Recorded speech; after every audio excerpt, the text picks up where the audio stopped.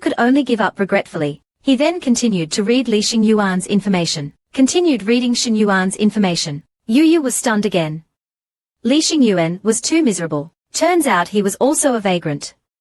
But compared to YuYu's resourcefulness, he was the one being bullied, often without proper clothing or food. YuYu couldn't help but suspect that the one bullying Li Xingyuan was Yukuji. It would be hilarious if it were true. Li Xingyuan is a wind attribute cultivator of the Xia sect, and he obtained his own soul weapon during the 5th competition. It's that large bow, adept at shooting wind arrows in a planned manner. YuYu had witnessed it personally.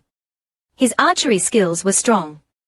The more YuYu thought about it, the more excited she became. YuYu had once said that a person who can awaken a soul spirit is 1 in a million. Someone like Li Xingyuan, who had awakened a 5/7 soul spirit and possessed the wind attribute, was simply chosen by the heavens. YuYu was thrilled and couldn't imagine how strong he would become in the future. YuYu flipped to the next page, wanting to see Yes's comments on Li Xingyuan, but she was shocked by what she saw, her eyes widening instantly. Li Xingyuan. Talented, but with extremely low aptitude. Soul weapon has yet to be upgraded. Wind attribute perception is decent, to be honest. YuYu was dumbfounded, her mood complicated and difficult to describe. Great, what a waste of anticipation. She wondered what the evaluation of Yang Futong was. She's a second princess, a general, and a talented woman who reached the Xuanwu realm overnight. Her evaluation must be extensive. YuYu's heart was filled with curiosity and anticipation, but she never expected to be shocked as soon as she opened the page. Yang Futong's entire profile consisted of only 2 words. Guess? YuYu instantly flew into a rage. My curiosity is so strong, and you dismiss me with these 2 words. Are you playing with me? YuYu, you're really messing with me, aren't you? Scumbag. A 3-year-old's anger can be quite formidable. Originally, YuYu was already quite upset that YuYu had silently dumped the management of the Bai army onto her. But when she wanted to consult the data to see if there were any better ways to defend against the enemy, that damn YuYu told her to guess. Guess my ass. Do you think I'm a monkey? I'm only 3 years old. At that moment, Zhu Hong returned, windswept and exhausted. Standing at the brightly lit study doorway, he coughed gently and heard a voice from inside, come in. Zhu Hong then pushed the door open. The warm air washed over him, but before he could enjoy it, he saw a raging fire burning right in front of him. He saw several books burning fiercely in the brazier. Zhu Hong blurted out, holy crap, and rushed towards the ornate brazier. Isn't that the information left by Boss Yi. YuYu snatched the book from the flames. The edges were still burning. She quickly threw it on the ground and desperately stamped out the flames. This stuff can't be burned. YuYu jumped down from the stool with a stern face, calmly picked up the book, and then expressionlessly tossed it back into the fire, a cold look on her little face. Zhu Hong's mind exploded. Do you know what you're burning? He couldn't help but cover his face with his hands. Meanwhile, Juia was desperately trying to escape this hellish place. That damned person was too terrifying. Nothing good had happened since he met her. Not only did she cause him to argue with the flame-flying bird, but she also treated him like a toy. If he didn't run now, he'd be tortured to death. Just then, a ribbon shot up from below, transforming into a lasso that looped around his neck and tightly coiled around his body. Then, it yanked him downwards. Juia began to fall uncontrollably. He desperately flapped his wings, struggling to fly upwards. But no matter how hard he tried, his resistance was futile. He could only watch himself fall, crashing heavily to the ground with a thud. Juia felt his entire body ache, but he still stubbornly flapped his wings, struggling until a man in white clothes stopped in front of him. The masked figure looked down at Juia, his powerful aura startling him. Just who was this person who appeared out of nowhere? Without a word, he effortlessly lifted the terrified Juia, who instantly became quiet and docile, like a helpless little lamb. Yi, seemingly oblivious to Juia's fear, simply said, "Thank you for this." Juia was on the verge of tears. He didn't need thanks, he just wanted this powerful figure to let him go. Yi seemed to understand his plea. With a flick of his wrist, Juia involuntarily floated into the air. He thought he was finally free, but then Yi said, "You still need to stay here for a while."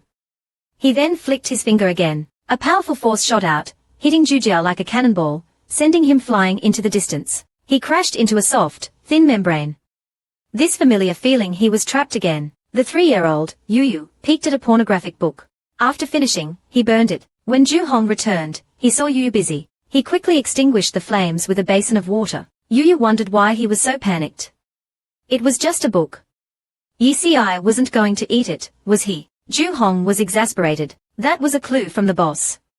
It's gone now. YuYu said he had memorized everything. If those 3 idiots knew how he learned their secret, it wouldn't be fun anymore. Now it was Ju Hong's turn to be skeptical. You memorized all of that? Are you sure you're 3? YuYu nodded. Imagenius. You think this could stump me? The priority is to investigate the courtesan's matter. YuYu hopped onto the desk, rocking back and forth. Ju Hong sighed, but agreed that the case was important. He had learned that the new courtesan, Hua Kuei, at Guanghua Pavilion was indeed from the capital, named Ning Jieyuan, and 15 years old. YuYu wanted to know if she intentionally lured the 3 idiots away from the army. Ju Hong wasn't sure yet. He needed his contacts in the capital to investigate whether she was connected to the Hanliao Kingdom's attack. However, Hua Kuei was definitely suspicious. She was a trained assassin from Lebu Jiafang Sai, bought by the owner of Wanhua Fang before her debut, and now she was a courtesan in Yongan City. YuYu had never heard of the Jiafang Saihibu before and wondered if it was some kind of water management facility. Ju Hong told her that it was a place for the royal family, where girls were trained in singing and martial arts and divided into 2 ranks. The first rank was higher, appearing only at royal banquets and never in other settings. The second rank was more complex, consisting of criminals, refugees from the Lin Kingdom, and noble ladies from the Luo region. They mainly made a living by selling their bodies at Jiafang Sai, where the patrons were descendants of important figures. YuYu found this intriguing and decided to investigate. She jumped down from the tree and ran off, wanting to visit Wan Huafang to see the martial artists who frequented the place. Ju Hong panicked and chased after her. Young girls were not allowed to go to Wan Huafang. YuYu was puzzled. It was full of girls, and even eunuchs could go, so why couldn't she? Ju Hong was speechless, not knowing how to answer. His face turned pale. Seeing he had no valid reason to stop her, YuYu immediately ordered her Anbu to prepare a plausible identity for her to enter Wan Huafang. Saying this, she stretched languidly and returned to her room to sleep and recharge for her visit to Wan Huafang tomorrow. Ju Hong felt his head was about to explode. A 3-year-old wanting to go to Wan Huafang. Unable to stop her, Ju Hong was utterly exasperated. This child was too much. 3-year-old Meng Hua rolled her eyes. Seriously, you're barely sprouting hair, who wants to play with you? She scoffed. Little did she know, YuYu had her little brother. Her little brother promptly handed over a large gold ingot. He called 2 people over to accompany him for food and drinks. To find out if the rumors about Wan Huafang were true, YuYu rode her horse towards the brothel early in the morning. As they approached the entrance, they were noticed by Anbu members. 2 Anbu members suddenly appeared in front of YuYu's horse with a whoosh. YuYu pulled on the reins, not having time to ask what they were doing. Without a word, the 2 of them made their move. One grabbed YuYu's handbell, the other grabbed Bian Gus Jiangsheng and twisted it forcefully, pulling the girl and horse to a secluded side path. Then, taking out a set of simple commoner's clothes, he persuaded YuYu with a smiling face, "Young miss, these fancy clothes might attract unwanted attention. After all, it's not appropriate for a young lady like you to wander around the Wan Hua brothel dressed like this." YuYu obediently accepted the clothes and began to change. As long as they didn't stop her from going to the brothel, anything was fine. Wearing the plain clothes, YuYu emerged from the room, looking like an adorable young scholar. Upon stepping out, she saw a slender young man in tight-fitting clothes standing under the large tree outside. As soon as he saw YuYu, the young man stepped forward and bowed. "Greetings, young miss. I am Yang Xinyuan." YuYu looked at him in surprise. She hadn't expected such a young member in the Anbu. An Anbu member helpfully whispered an introduction. It turned out that although Yang Xinyuan was from a fallen noble family, he was skilled in both literary and martial arts, and was highly regarded by the teachers at the Yongan Academy. YuYu's expression turned mischievous. "Arranging for such a promising student to accompany me to the Wan Hua brothel. Won't the academy teachers be furious if they find out?" The Anbu member rolled their eyes. "Isn't it the young miss who insisted on going?" YuYu was rendered speechless. As expected of a department trained by that old dog Yi. Every single one of them is extremely observant. However, as long as she could visit the brothel, everything was fine. YuYu quickly got into character, and happily ran towards the young man. Yang Xinyuan looked at YuYu with curious eyes and couldn't help but smile. "Young Miss YuYu is truly adorable." YuYu gave a dark chuckle. "He's not just adorable, he can be shockingly adorable." As she spoke, YuYu circulated her chi energy, causing her carefully styled hair to stand on end. Yang Xinyuan's eyes widened in surprise, like a startled rabbit. The system displayed his emotions and also revealed his name. Yang Xinyuan. YuYu's hair danced in the air, crackling with electricity. Yang Xinyuan stared, mesmerized. As expected of Boss Yes' daughter. She's truly extraordinary. Her hair even crackles. YuYu then beckoned him. All right, young Master Yang, let's go. But the next second, the system prompted. Yang Xinyuan is experiencing emotional turbulence. YuYu was taken aback. Yang Xinyuan bowed deeply to her and said, young miss, please don't call me Yang. The Anbu member quietly reminded her, Xinyuan's true identity is sensitive. It's best to address him as young Master Xinyuan. YuYu's face was full of suspicion. Could Yang Xinyuan be in the same situation as Yang Futu? Perhaps as the deposed crown prince of the previous dynasty. Soon, YuYu brought him to the Hua brothel. It was bustling with activity. The courtesans greeted them warmly as soon as they saw them. However, they were surprised to see such a young person visiting the brothel. YuYu, small and adorable, was utterly charming. The courtesans were eager to fawn over her, but Anbu member Yuan Li stepped forward to block them. My young master is not someone you can touch. Call Hua Kuei, the one from Jingcheng, to attend to him. Lao Baozi, the madam, immediately greeted them with a smile. Which young master wishes to see Hua Kuei? Please follow me. Seeing that YuYu and her companions were unfamiliar, Lao Baozi knew they were first-timers and kindly informed them, after you are seated, feel free to toss a silver coin. The courtesans will then come forward to serve you. Saying this, she led them straight to Hua Kuei's courtyard, the most expensive area. Even dignitaries considered it a privilege to be there. YuYu and the others naturally chose the most luxurious VIP room. YuYu looked around curiously. Everyone around them had a beautiful woman in their arms. YuYu didn't quite understand, so she took out a small piece of broken silver and placed it on the table. This is my money. It's been a while. Someone at a nearby table burst into laughter. You're still wet behind the ears and think you can hang out here with such a small piece of silver. No one will drink with you. Go home and drink your milk. YuYu pouted, looking at Yang Xinyuan with confusion. Yang Xinyuan's heart ached for her. He immediately took out a large silver ingot and slammed it on the table. The air instantly fell silent. The man who had just mocked YuYu turned green with embarrassment. Yang Xinyuan whispered to YuYu that he had a lot more money, and that she could call anyone over to accompany her. YuYu chuckled darkly. You're a good kid. I want the two older sisters of that idiot who just mocked me. Yang Xinyuan put on an air of authority and beckoned. You two, come here and serve us. At his command, the two courtesans came over, swaying their hips. One clung to Yang Xinyuan's left side, pouring him wine, while the other nestled on his right, offering him snacks. The man at the next table was practically in tears, his face burning with shame. But YuYu wasn't satisfied yet. She tapped her fingers on the table and shouted for Hua Kuei to be brought out as well. Yang Xinyuan immediately took out another silver ingot and slammed it on the table, urging them to quickly summon Hua Kuei. Lao Baozi was overjoyed. Two fat sheep had arrived. She hurriedly sent someone to fetch Hua Kuei. Soon, Hua Kuei finally appeared. Her features were exquisite, her eyes seductive, and her fiery red dress accentuated her alluring figure. This time, YuYu was truly furious. Damn it. I'm going to drain you dry for using my allowance. She had initially thought Lao Dai was quite generous, seeing him throw out large silver ingots so casually. YuYu even felt that Lao Dai was quite understanding. And now, he had successfully lured out Hua Kuei. Hua Kuei, also encountering such a generous patron for the first time, approached enthusiastically. Yang Xinyuan, a complete novice in these matters, couldn't handle such visual stimulation. His face flushed crimson, and his grip on his wine cup tightened. YuYu almost died laughing. I've never seen such an inexperienced kid. Anyone would think you've never seen a woman before. Speaking of which, Yizi always had a deadpan expression. YuYu was curious to see how he would react when faced with such a charming beauty. Hua Kuei was also taken aback by Yang Xinyuan's reaction. She smiled charmingly and asked, Greetings, young master.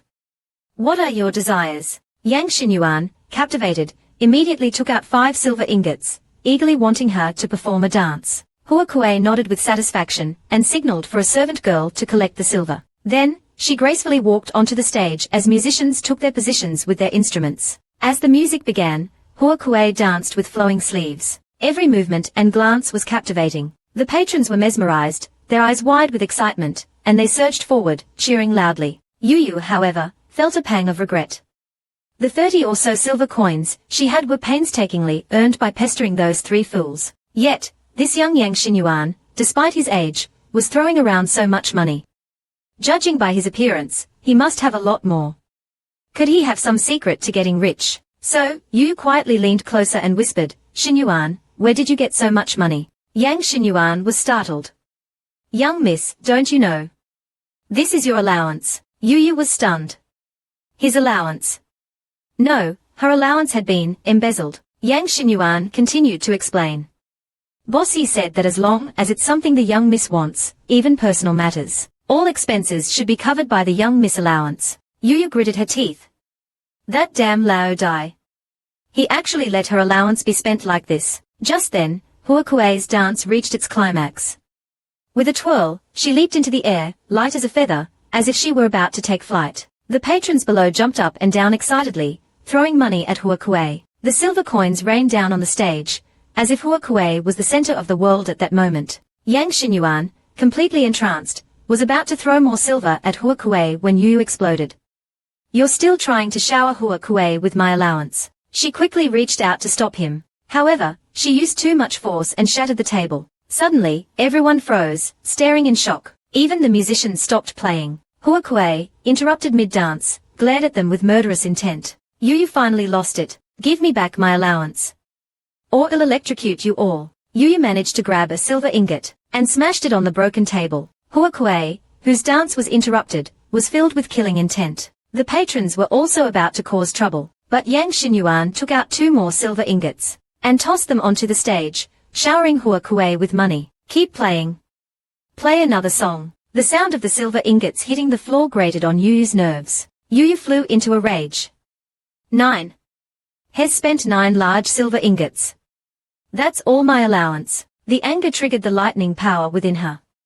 Her hair stood on end, crackling with electricity. Suddenly, a massive bolt of lightning descended from the sky, striking the Wan brothel. The terrifying thunder exploded, landing directly on YuYu's head with a deafening roar. With a boom, the Wan Fang's 2 towers were blown apart, scattering thunder and lightning that ignited the entire courtyard. Terrified supervisory students were everywhere, some crying for help, others fleeing, and some even yelling to charge forward. The system's screen was flooded with alerts. Seeing the impending disaster, Anbu members quickly conjured water to put out the fire. As for YuYu herself, she was like a ball of lightning, and no one dared to approach her. Anbu members could only yell from afar, urging her to stop. Meanwhile, Yang Xinyuan watched YuYu in utter shock. This was the power of Xiaojiangjun, the future commander of the Wuyi army. Truly extraordinary. He recalled his earlier generosity in daring to challenge her, and realized he was practically flirting with death. Soon, the entire Shicha street was deserted, its usual bustling atmosphere gone. Bian-Jiyu curiously looked up. He saw YuYu walking out with a large ball of lightning. People scattered and fled in all directions. No one dared approach within meters. Only Bian-Jiyu, running against the flow, excitedly approached her. He looked at her with a mixture of shock and curiosity, thinking how powerful she appeared. He even wanted to experience the feeling of being electrocuted, but he was too afraid to try. YuYu walked all the way to a valley outside the city before her mood calmed down and the lightning ball gradually shrunk. Although she lost some lucky money this time, she gained a lot of emotional energy, so it wasn't a total loss. Bian-Jiyu had been observing YuYu. Seeing the voltage around her seem to weaken, his curiosity finally overwhelmed him. He really wanted to be electrocuted a little, so he hopped over and poked her small lightning ball. He underestimated YuYu's thunderous power. He was instantly electrocuted, his soul screaming. His eyes rolled back, his tongue lolling, his whole body twitching as if he were dead. YuYu kindly wanted to pick Bian-Jiyu up, but forgot about the residual lightning power on her body. She electrocuted Bian-Jiyu again. His butt lifted off the ground in a perfect arc, as he was transformed into a streak of light. The beautiful white horse instantly became a black charcoal horse. YuYu apologized guiltily. "Oh, I'm sorry, Bian-Jiyu. I really didn't mean to. If there's revenge to be had, no one can stop me. If you don't return my lucky money, I, YuYu, will turn this place into ruins." From that day on, Yongan City was filled with rumors. Everyone said that a celestial being descended as lightning to punish evil spirits. The owner of the tea house spoke vividly about it. That Wan Huafang was haunted by evil spirits. I heard they even electrocuted a child to death. His customers listened with trepidation, wondering if they should evacuate. The owner hurriedly said, those evil spirits were all killed by the lightning that day. The entire Wan Huafang caught fire. You didn't see it. That lightning ball rampaged through Shicha Street. It was a truly spectacular sight. The entire Shicha Street was scorched black by the lightning. The owner's wife glared at him. Weren't you plowing the fields outside the city? How do you know so much? The owner nervously scratched his head, but the owner of Wan Huafang was resourceful. The next day, he hung a sign on the ruins and continued his business. Claiming to be blessed by the Thunder God, he shamelessly advertised, welcome everyone to Wan Huafang. This place is imbued with the Thunder God's spirit. The onlookers were all speechless. At this moment, the Thunder God herself, YuYu, was exhausted, dragging a charred black horse across the street. 2 Anbu members saw this scene and rushed over. Xiaojiangjun, you're back. What's that black thing you're dragging? It looks like Lord Bianjiu. YuYu was happily counting her points. Overnight, she had gained over points, bringing her total to over. At this rate, wouldn't her seal soon be broken? Moreover, since the beginning, someone had been diligently adding to her points. That person, called Yuan, kept sending waves of hatred, layer upon layer, with incredible intensity. YuYu wondered who this lovely person was. But the next second, she suddenly realized something. Couldn't it be that Yuan? Yes, that's her. Didn't I electrocute her sunflower garden? This Huakue is a bit fierce, but YuYu didn't dwell on it. It wasn't important. The priority was to find an Anbu member to deal with the charred horse. YuYu looked around hopefully, and her eyes lit up when she saw 2 Anbu members. She quickly waved them down. The Anbu members jumped down. YuYu immediately demanded her lucky money back. The Anbu members immediately feigned ignorance. What lucky money? We don't understand what you're talking about, Xiaojiangjun. YuYu didn't believe their lies. It was her lucky money.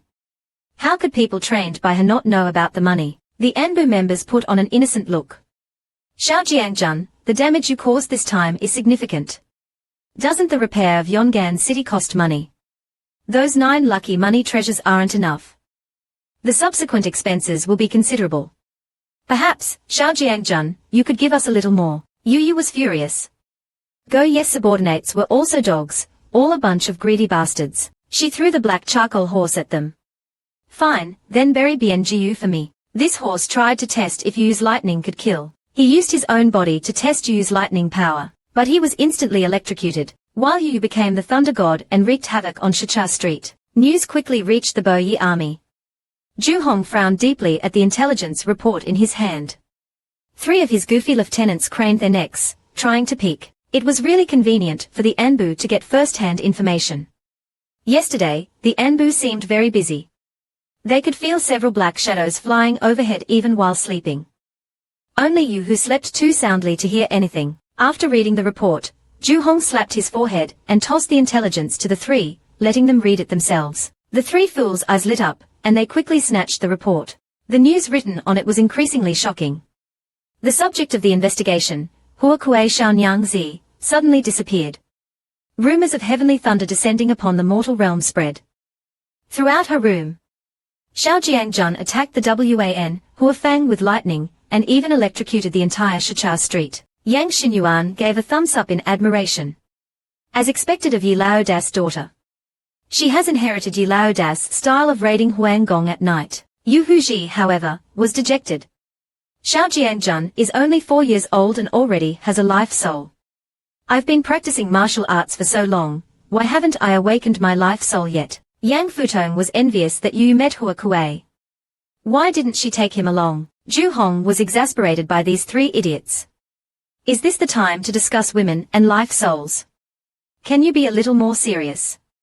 Damn it, she summoned a sea of lightning and electrocuted the entire street. The 3 continued their chattering, one complaining it wasn't his fault she electrocuted the street, another beating his chest in frustration that he was inferior to a 3-year-old. And the last whining that he hadn't seen Huakue. Zhu Hong was on the verge of collapse, unable to comprehend how Yizi could have chosen these 3 idiots. They were complete morons. Just then, an Anbu member rushed in, flustered. He blurted out, Xiaojiangjun, she. Zhu Hong had a bad premonition. He anxiously asked, what happened to her again? The Amber member closed his eyes and shouted, Lord Bianjiyu was electrocuted to death by Xiaojiangjun. Zhu Hong felt his soul leave his body. He almost vomited blood and fainted. That damned child. YuYu, unaware of the chaos she had caused, was eating candied fruit. She skipped to the Yongan Academy. The Amber member said Yang Xinyuan was there, and she was going to drag him out and make him pay. As soon as she entered the Mengzuguan, she heard an arrogant shout, get out of the way. This princess will treat people like horses. YuYu found the voice familiar. Wasn't that the spoiled little princess? In the courtyard, a group of young scholars lay humiliated, forced to act as horses for Yang Qiliang. Yang Qiliang whipped them with a small whip. Each lash left a deep welt. The young scholars trembled, not daring to make a sound, fearing they would lose their hard-earned opportunity to study. Yang Qiliang was about to continue whipping them, when someone suddenly grabbed her wrist. She angrily yelled, what dog thing dares grab this princess' hand? YuYu's face darkened. Who are you calling a dog thing?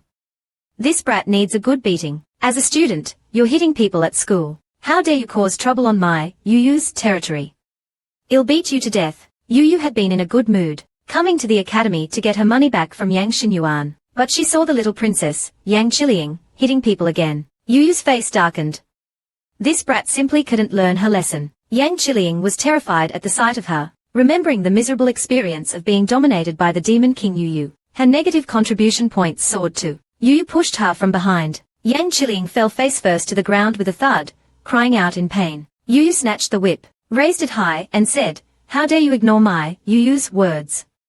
You like hitting people, right? Then I'll let you taste it. With a crack, the whip tore Yang Qiliang's back open, blood splattering everywhere. Yang Qiliang screamed in pain, but the whip didn't stop. YuYu stepped on her and continued whipping. Serves you right for being bad. Serves you right for riding people. Serves you right for causing trouble. Yang Xinyuan, who had arrived at some point, calmly intervened when YuYu had beaten her enough. He smiled faintly and advised, Xiaojiangjun, you should rest. If you continue hitting her, the little princess will die. YuYu guessed correctly about Yang Qiliang's fake death, but she could wait until the medicine was prepared to continue teasing him. So she kicked him playfully. Yang Xinyuan walked over with a kind smile and opened the medicine bottle for him. Yang Qiliang felt a burning pain in his wound, but he gritted his teeth and didn't dare to cry out. Yang Xinyuan was quite surprised. The little princess is very well behaved. But this medicine is supposed to be corrosive. YuYu immediately burst out laughing, along with Muzi. We thought you were really that kind. Yang Qiliang completely broke down and started crying loudly. YuYu and Yang Xinyuan finally felt avenged and left the Mingxue Hall for the Yongan Academy. But as soon as they entered, two students saw YuYu and instantly turned pale with fear. After bowing deeply, they quickly turned and left as if they had seen a monster. YuYu was stunned. Why were they so afraid of her? Yang Xinyuan explained good-naturedly, the story of your whip in the Imperial Flower Garden has spread. Not everyone can pull that off. YuYu was even more puzzled. How could they recognize me? I was clearly disguised. Yang Xinyuan chuckled. It turns out that besides Tai, there are quite a few members of the Bai Bureau in Yongan Academy. They are very well informed. YuYu's mouth twitched. So it's that hard to be a low-key person. Sigh, truly capable people always shine. Yang Xinyuan smiled and advised her not to worry. Reputation is the beginning of obedience. The young general will lead the Bai army in the future. This isn't bad for you. YuYu looked at his face and suddenly froze.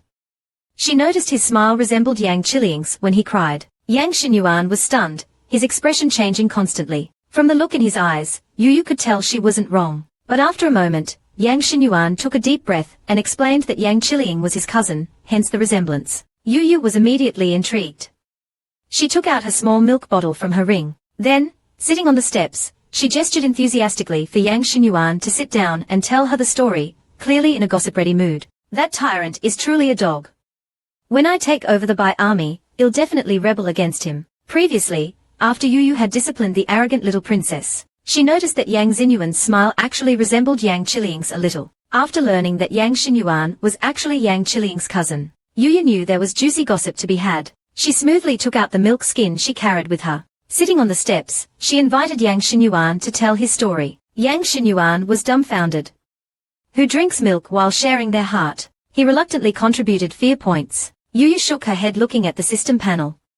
Your mental fortitude still needs work. Hurry up and tell me what's going on. You said Yang Qiling is your cousin. Then who is your mother? Yang Xinyuan spoke of his past with a pained expression. It turned out his mother was the previous empress' younger sister, born of the same mother as the current emperor. YuYu was surprised. The previous empress' sister. Why wasn't the previous emperor's empress the same as the current empress Dowager Feng? Yang Xinyuan said with a dark look, because the Yang family was exterminated. YuYu's jaw almost dropped. She felt like she had stumbled upon another huge secret. It turned out that the previous empress had arranged for Yang Xinyuan's mother to marry into her maternal family, the Yang family, and wed Yang Junwang. They were a loving couple, envied by all. But years ago, when the current emperor of Beiyu ascended the throne, he ordered the extermination of the Yang family. Overnight, the Yang family was destroyed. And even the previous empress was stripped of her title. YuYu's head was spinning. Exterminated years ago. But you're only. The ages don't match. Yang Xinyuan continued, the Yang family was powerful and rivaled the Dongguoshi family. One of the noble ladies had married the then prince of Beiyu. After learning this, he secretly warned Yang Xinyuan's parents, allowing them to escape the capital. That noble lady was the mother of the second princess, Yang Futong. The second princess was implicated and imprisoned in the cold palace from birth, treated worse than the lowest-ranking princess. YuYu angrily slammed her small fist. That Beiyudi is truly a dog. When I take over the Bai army, I will definitely overthrow him. She then toasted him, signifying their agreement. The clues were connected. She hadn't expected such a connection between Yang Xinyuan and Yang Futong, and that both were in the Bai bureau. Although Yang Xinyuan knew it was unrealistic to remove Beiyudi, he still bowed to YuYu in gratitude for her intention to avenge his family. He also begged YuYu not to tell Yang Futong that they were cousins, fearing she would act impulsively. After all, she was locked up and treated like an animal until she was. She's rather straightforward. YuYu asked how he ended up in the Bai bureau. Yang Xinyuan said that although his parents escaped the palace, they didn't escape death. After their deaths, he wandered until Yecha found him 5 years ago, and brought him to Lingju. YuYu's eyes flashed. 5 years ago again. It seems all of Yesa's plans started 5 years ago, or rather, when he entered the palace and met the empress. YuYu suddenly became curious about the current empress. But Yang Xinyuan had never met her, only heard his parents mention that she was originally the crown princess consort, but Beiyudi forcibly took her and made her empress. YuYu was shocked. Beiyudi is truly shameless, stealing his brother's woman. Who is the empress family? Basically, every person of status has a powerful family backing them. The empress must be no exception, right? Unexpectedly, Yang Xinyuan shook his head. The empress has no family. She's a commoner, an ordinary person with no cultivation. If you suppress Shi Qian enough, he'll go kill Beiyudi and make you emperor. He'll electrocute anyone who disobeys. Yang Xinyuan quickly waved his hands. Don't be like that. Let me tell you another story. The current empress really is an ordinary person, with no cultivation, and no powerful background. YuYu was puzzled. In all the palace dramas she'd seen, which empress didn't have a background? Unless this empress is so beautiful that Beiyudi couldn't resist stealing her from his brother, the position of empress isn't for just anyone. But Yang Xinyuan said it wasn't about beauty, although the empress was indeed a stunning beauty. The crown prince brought her back to Beiyu from the south. At the time, people almost broke down the doors to catch a glimpse of her beauty. It was quite a spectacle. Not only did Beiyudi want her, but other princes did as well. There was a rumor that the empress possessed the secret to immortality. He who obtains the Fusang tree obtains immortality. But few people know this rumor anymore. Many were silenced by Beiyudi, even the Dongguoshi family's national teacher doesn't know. YuYu keenly sensed a bigger secret here. That dog Yechi. Yang Xinyuan's smile froze. The young general sure has a way with words. Yi Laoda must have done you many times. YuYu declared, that's not important. What's important is that I will definitely kill Beiyudi and avenge you. Yang Xinyuan thought this was difficult. Beiyudi is at the heavenly martial realm.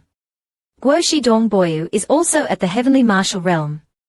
The peak of cultivation in this world is heavenly martial realm. Although Yi Laoda is also at the heavenly martial realm, Hez alone. He can't win against two. YuYu countered, that's not right. It's said that those at the heavenly martial realm only live 2, but yet she is already. So Hes definitely beyond heavenly martial realm. He himself said Hes above heavenly martial, and close to the spirit-severing realm. Yang Xinyuan worried that if the emperor died, the country would descend into chaos. Then Han Liao would definitely invade. YuYu has deliberately kept the dozens of princes and princesses incompetent. None are capable of inheriting the throne. In the end, it's the common people who will suffer. But YuYu disagreed. Who says only those of royal blood can be emperor? After I overthrow him and stabilize the country, you can be the emperor. This domineering declaration stunned Yang Xinyuan. His heart was deeply moved. He also wanted revenge. After all, YuYu had killed his entire family. But could he really become emperor? He was lost in thought. Suddenly, a small hand reached out in front of him, snapping him back to reality. YuYu suddenly asked about the money YuYu owed her. Yang Xinyuan's mind was a jumble. They were just discussing overthrowing the emperor. How did they jump to Gus debt? The topic change was too abrupt. Seeing no response, YuYu yelled, "Hurry up and pay back the money." Yang Xinyuan realized he'd been foolish to discuss rebellion with a child.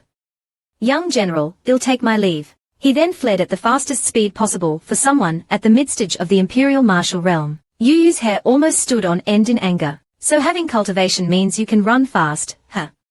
Imperial martial realm is nothing. Yang Xinyuan, I'll make you pay back the money sooner or later. YuYu's angry roar echoed through the sky. Yang Xinyuan, thousands of miles away, shuddered and ran even faster. YuYu's right hand crackled with electricity. "Anyone who dares bully me, I'll electrocute you. Even if you're dead, I'll drag you out and electrocute you again." Even Gus' bones, buried underground, were blackened by the electricity. The entire general's mansion mourned Gus' tragic death. YuYu was sleeping soundly when she heard crying outside her door. "Lord Gu, you died so tragically. We offer you our condolences, rest in peace." YuYu was startled awake. Listening carefully, the crying sounded quite sorrowful. "Lord Gu, you're still so short after 5 years. But you'll always be adorably short in my heart. I'll burn paper money for you every year on this day." YuYu gently rubbed her eyes, and after a long while, she slowly got out of bed. She pushed open the door and walked outside. Gu, covered in black charcoal, was lying on a straw mat. Beside him were 2 grieving Anbu members, burning paper money and muttering. They even burned a paper phone for Gu. More and more Anbu members came to pay their respects.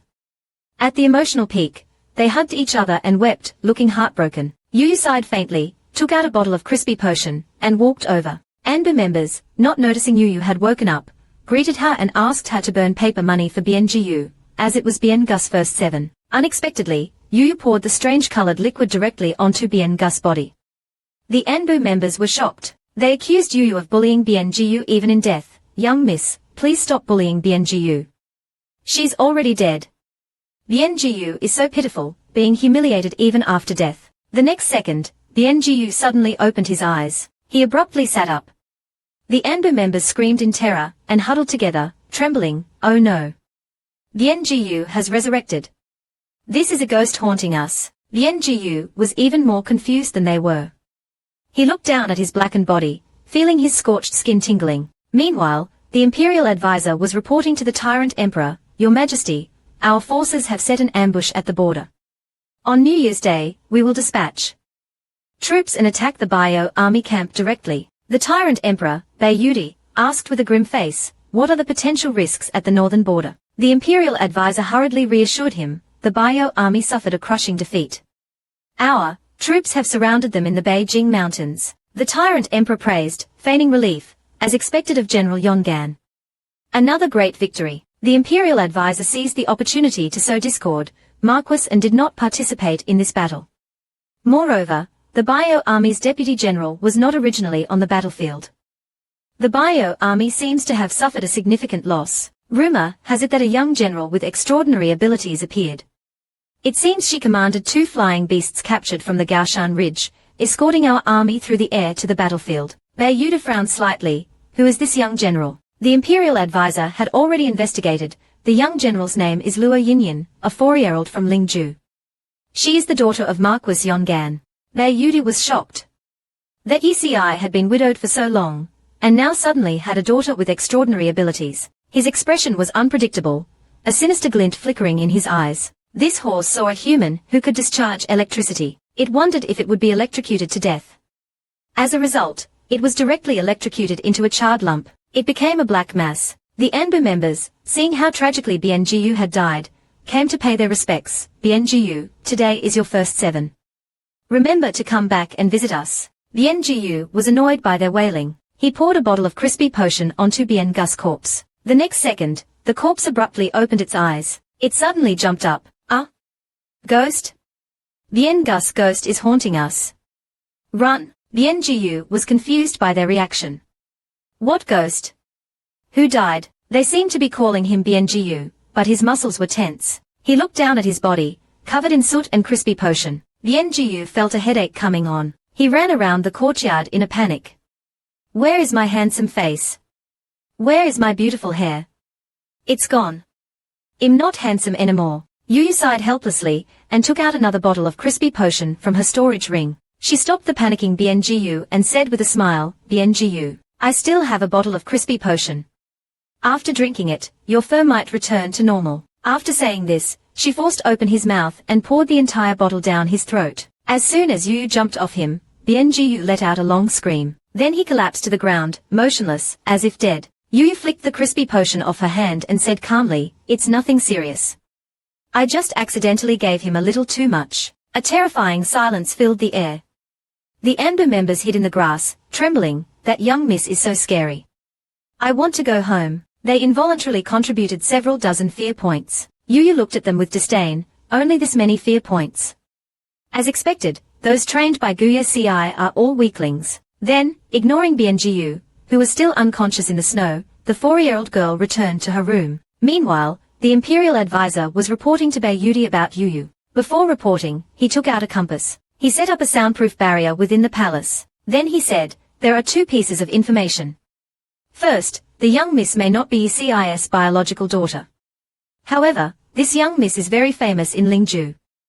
It seems someone is deliberately building up her reputation. YuYu sneered, so desperate to avoid remarriage that she even fabricated a daughter. How painstaking. The Imperial advisor continued. Second, the young miss is arrogant and domineering. She once made Princess Yuyan furious, killed Princess Shichi's maid, and even laid hands on Princess Shichi herself. YuYu was displeased. Yuyan and Shichi had conflicts with Yonggan's daughter in Lingzhou. Why haven't I heard this from Guifei? The Imperial advisor hurriedly explained. Guifei was focused on the bigger picture, and didn't want to upset your majesty, or disrupt the overall plan, so she didn't report it. YuYu didn't believe him.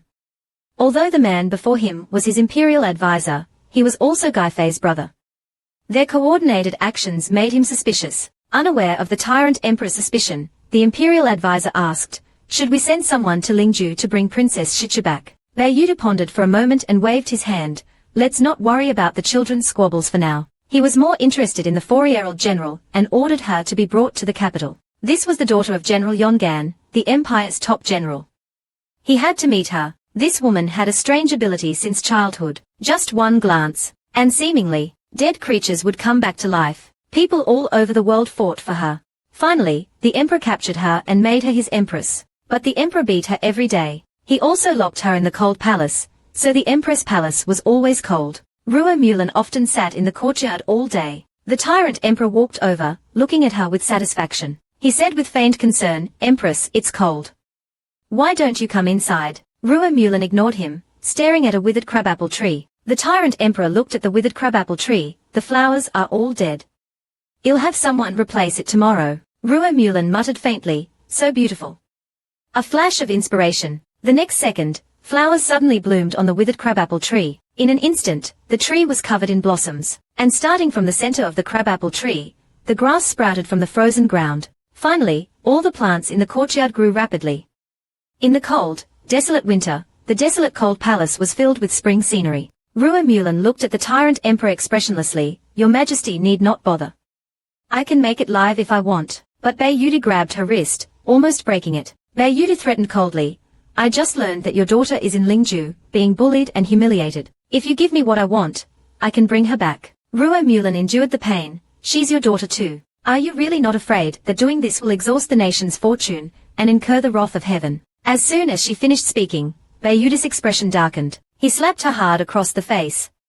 This woman dared to defy him. Ruo Yinyou fell to the ground. She coughed up blood. YuYu was still furious. This damned woman would rather waste her energy on these plants than reveal any information about the Ruo Yinyou clan's secret. Ruo Yinyou wiped the blood from her lips. She had actually been pregnant with YuYu's child. YuYu, that heartless man, had taken everything from her, but YuYu didn't believe her. That bowl of medicine should have made him infertile. It must have been this damned woman who tampered with it. YuYu grabbed her chin. Tell me, where is the Ruo Yinyou clan's domain?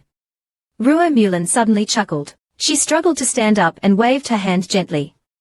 Countless crabapple blossoms bloomed and fell in the air, like a rain of flowers. Ruo Yinyou smiled sadly. The spiritual energy is here. It's all here. YuYu suddenly had a bad feeling. Stop. You damned woman, stop. But it was too late. Ruo Yinyou's appearance rapidly aged, her hair turning white, her body withering, her life force rapidly fading. That night, YuYu took a lantern, and went alone to the forbidden area of the palace, where hundreds of withered trees and decaying houses stood. He said to the darkness, Lingyun is no longer in Ruo Yinyou's body. A black smoke drifted out from the darkness, letting out a sinister chuckle. The 3-year-old brat is finally rebelling. A bad man like the tyrant YuYu who likes to hit women. This young lady must wrestle him to the ground and rub his face in the dirt. So YuYu went back to Yici's study, rummaging through everything to find a secret weapon to beat the tyrant. Sounds of rummaging and thumping came from inside. Juhong climbed up to the door to eavesdrop. His face was full of worry, afraid that the little general, Mai Shi, would set fire to Yilaoda's things again. Yu Huji and Li Xingyuan were also attracted by the commotion. Little general is a little general indeed. She truly has a talent for demolition. Then the three of them eavesdropped at the door together. This scene was quite comical. Yang Futong looked on in confusion.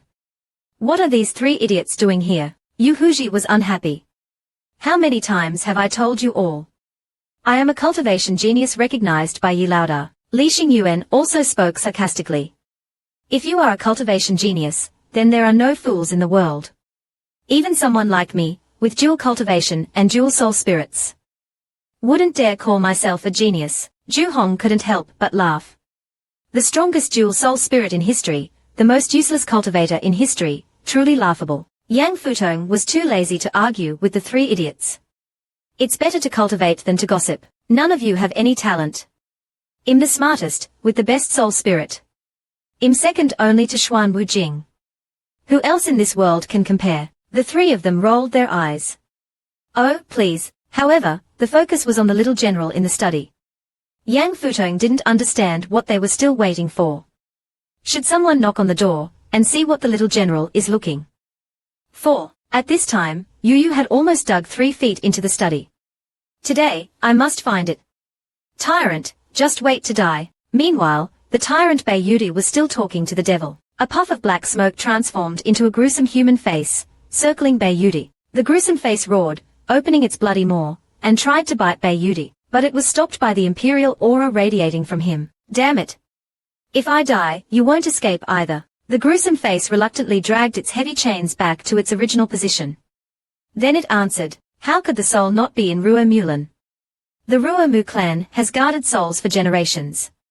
That's why your cultivation has progressed so fast, reaching the great accomplishment of the heavenly marshal. Scripture at years old, you're the only one in the world. But YuYu was still not satisfied. He wanted to break through the 5th level, enter the spirit-severing realm, and live forever.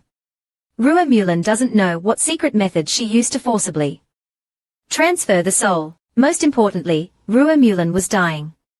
He had no time left. YuYu was incredibly anxious, but the gruesome face advised him to keep looking. The soul must still be there. The problem was that YuYu had been trying for years. Ruo Yinyou only had hatred for him, not love. She wouldn't tell him anything.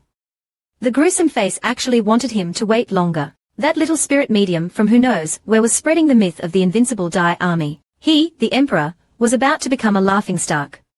What else should he wait for? The gruesome face suddenly made a strange sound. What are you in such a hurry for? Yici is old.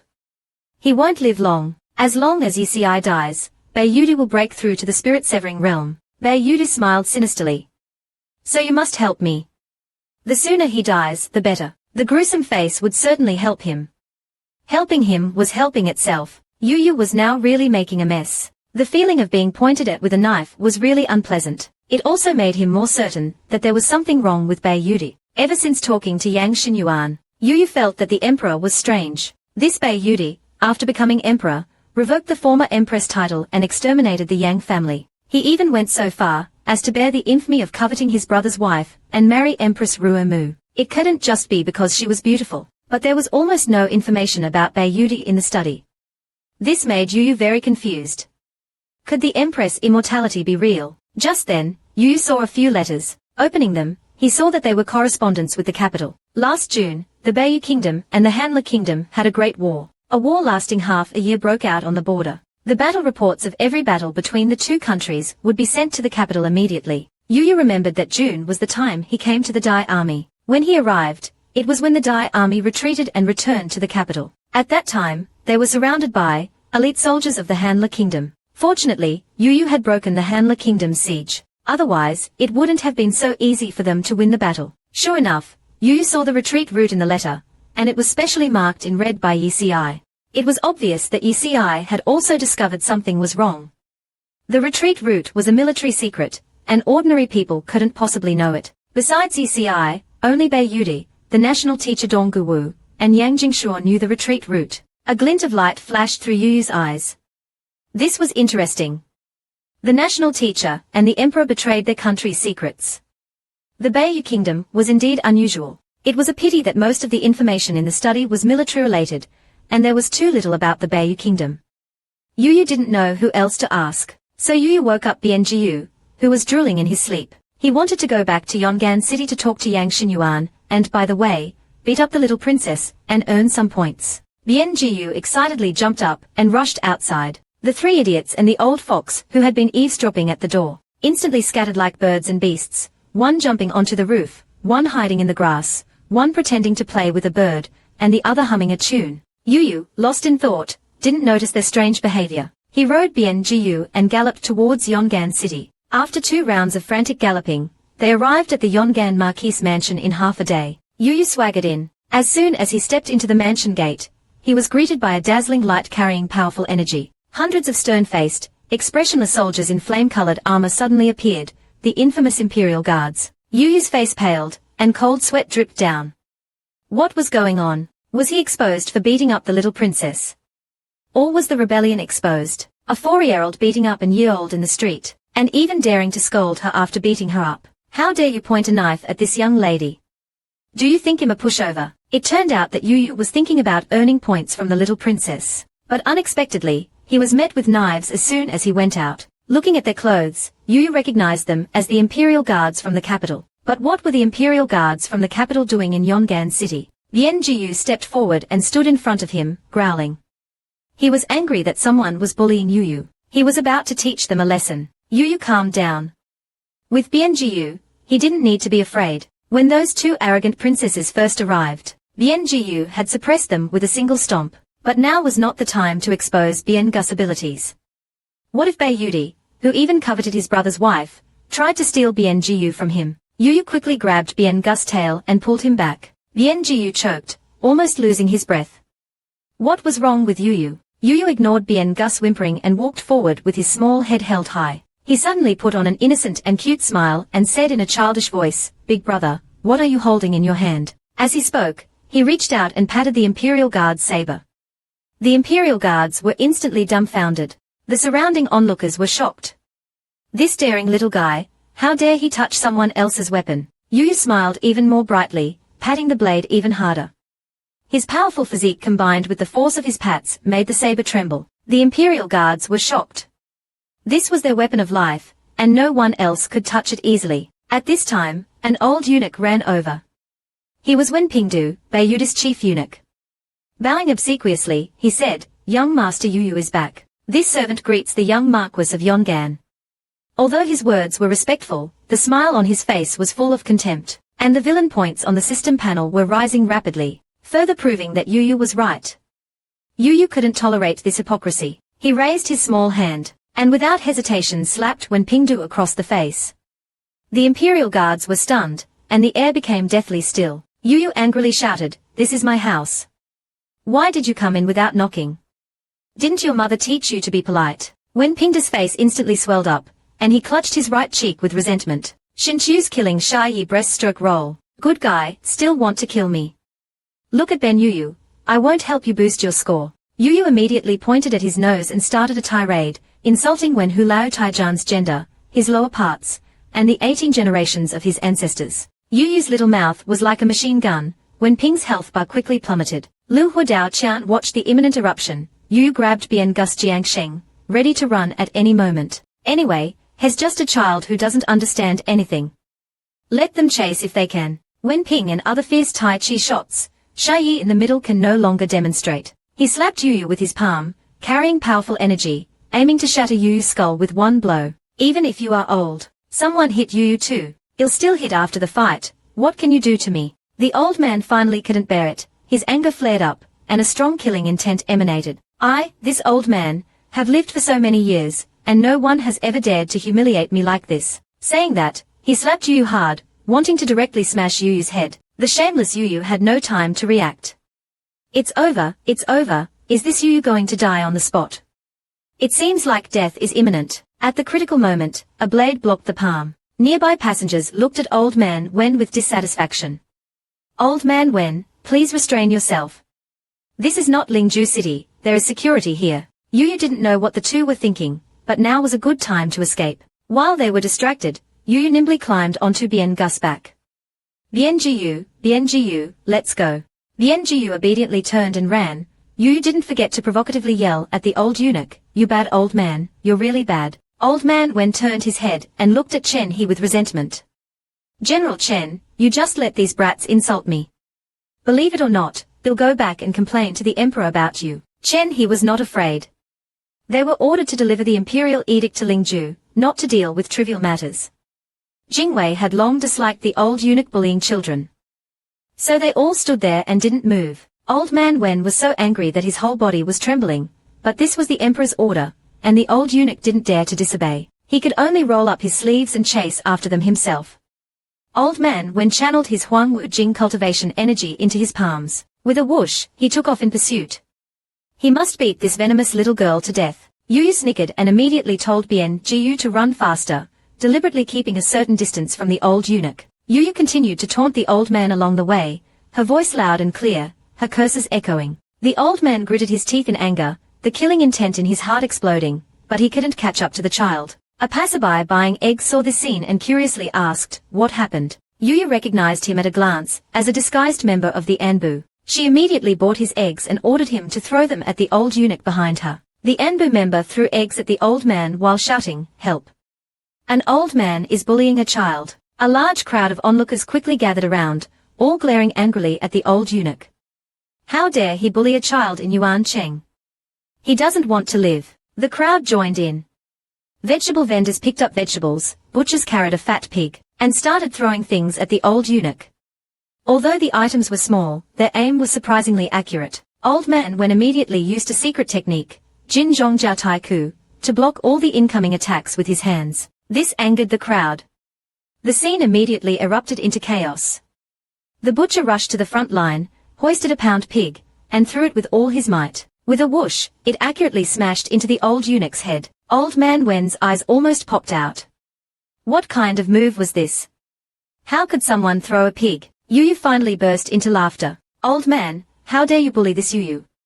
Throw eggs at him until he dies. YuYu gave another order, and the people of Yuan Cheng immediately gathered together. They bombarded Old Man Wen with a barrage of eggs and vegetables. Meanwhile, at the border army camp, the three fools were still playing chess, completely unaware of what was happening. Zhu Hong held the intelligence report and said with a frown, the Anbu has a secret message. The Empress Jingwei army entered Yuan Cheng 3 days ago. The three fools were shocked. It's over, it's over. Xiao Jiang just went there. The Jingwei army was the emperor's personal army.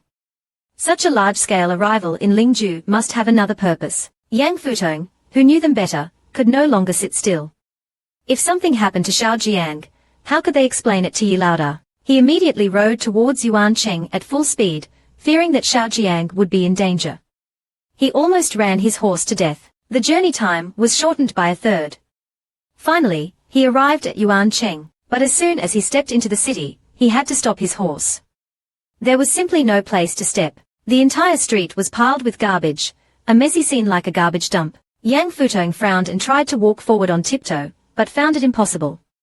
He would step on garbage if he wasn't careful. Yang Futong looked at the scene in shock. What was going on?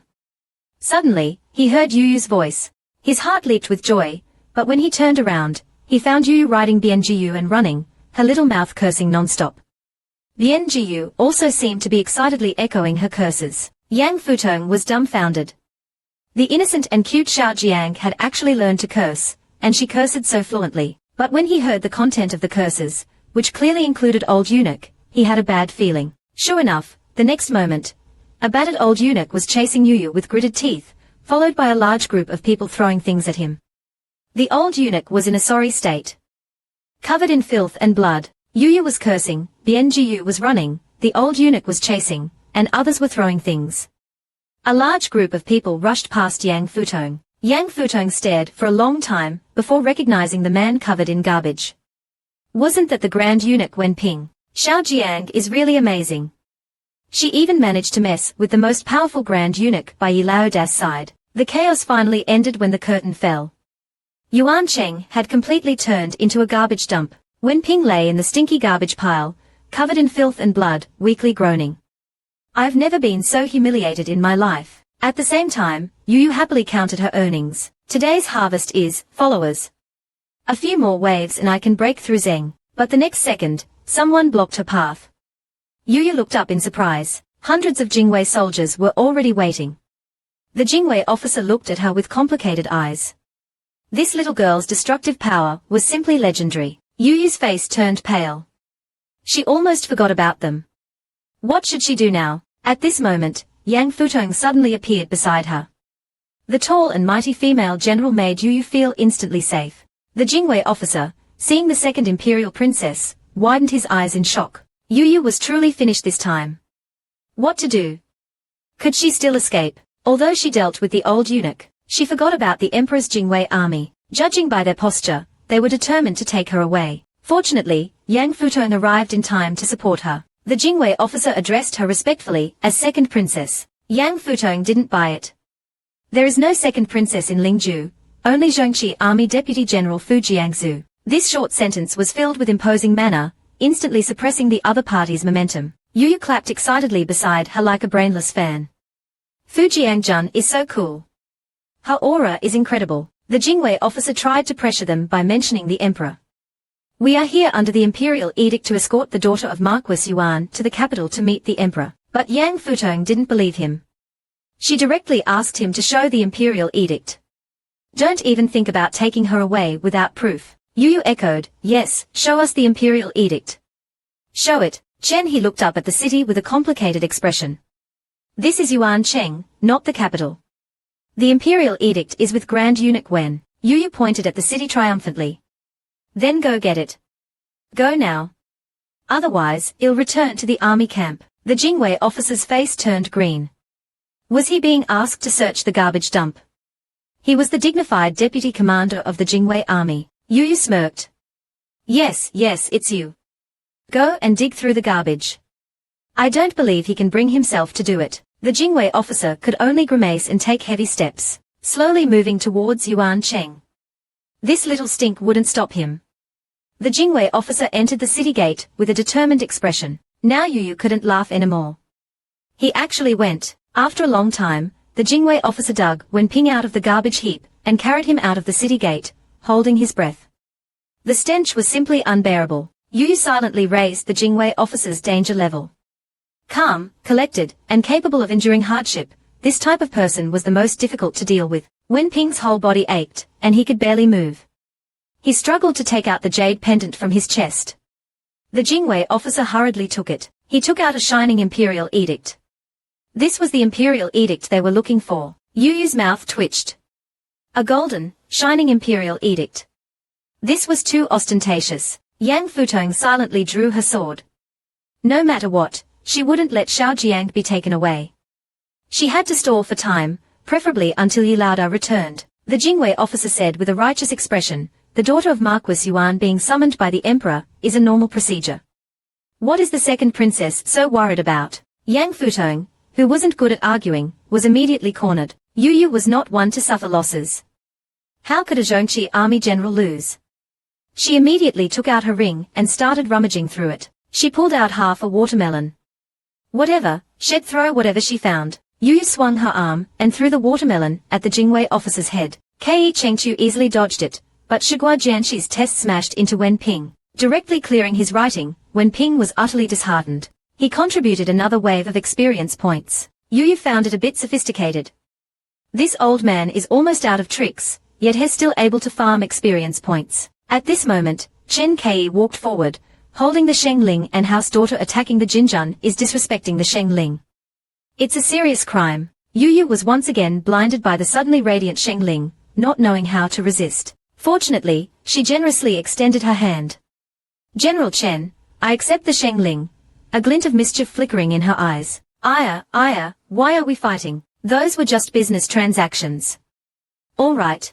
Originally, YuYu wasn't planning on going to the capital, but the emperor insisted on her leading the troops to the capital. To avoid implicating others, YuYu could only accept the gleaming Shengling. Yang Futong was simultaneously worried.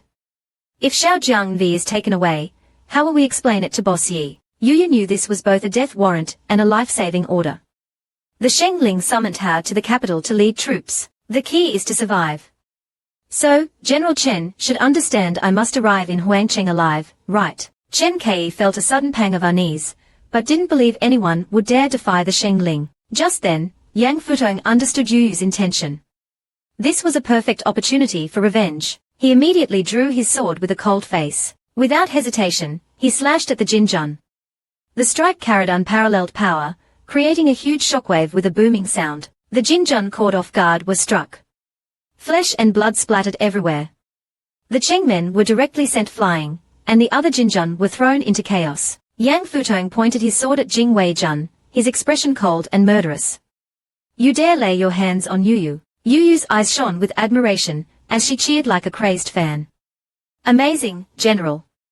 General is invincible. Yang Futong blushed from the praise, losing his murderous aura completely. Jing Weijun endured the pain and questioned, since you've seen the Shengling, why attack the Jinjun? Are you defying the Imperial decree? YuYu brazenly lied. It was just a private misunderstanding, nothing to do with the Shengling. As for the Jinjun who fell, it's because they were too weak. Swords have no eyes, injuries are normal. After speaking, she walked towards Bianjiyu. She couldn't let Yang Futong risk defying the Imperial decree for her, so she would go to the capital and face the consequences. YuYu mounted her horse. She deliberately walked past Jing Weijun and patted his shoulder, urging him to depart quickly. Each pat used internal force, landing precisely on his wounds. Jing Weijun gritted his teeth in pain, almost screaming. Yang Futong pretended to glare at her, but YuYu secretly reassured him. Help restore Yongan Cheng while I'm gone. I want to eat roast chicken and duck when I return. Yang Futong almost hugged her in relief. They reluctantly parted ways.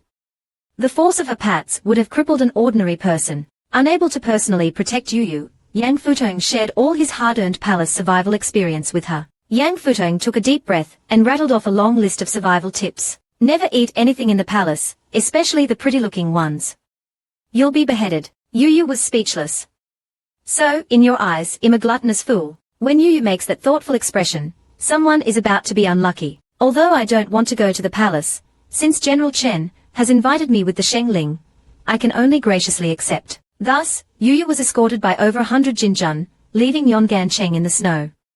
The Jinjun were disciplined and serious, making YuYu bored. When Lao Chu, covered in injuries and weak, was tied face down on a horse, dragged along like a broken sack, YuYu's eyes suddenly lit up. Wait. It'll take a while to reach Huangcheng. Let's go find the old eunuch. So, she rode to Wen Lao Chu, grinning mischievously.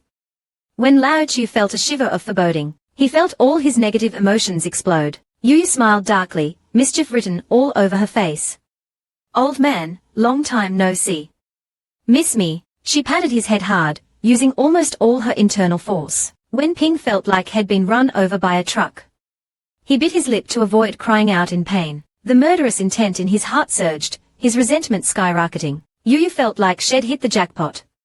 This old eunuch was even better at giving experience points than Yang Qiliang. She was thinking of hitting him a few more times when, suddenly, The sound of galloping horses came from ahead. Jing Weijun immediately stopped.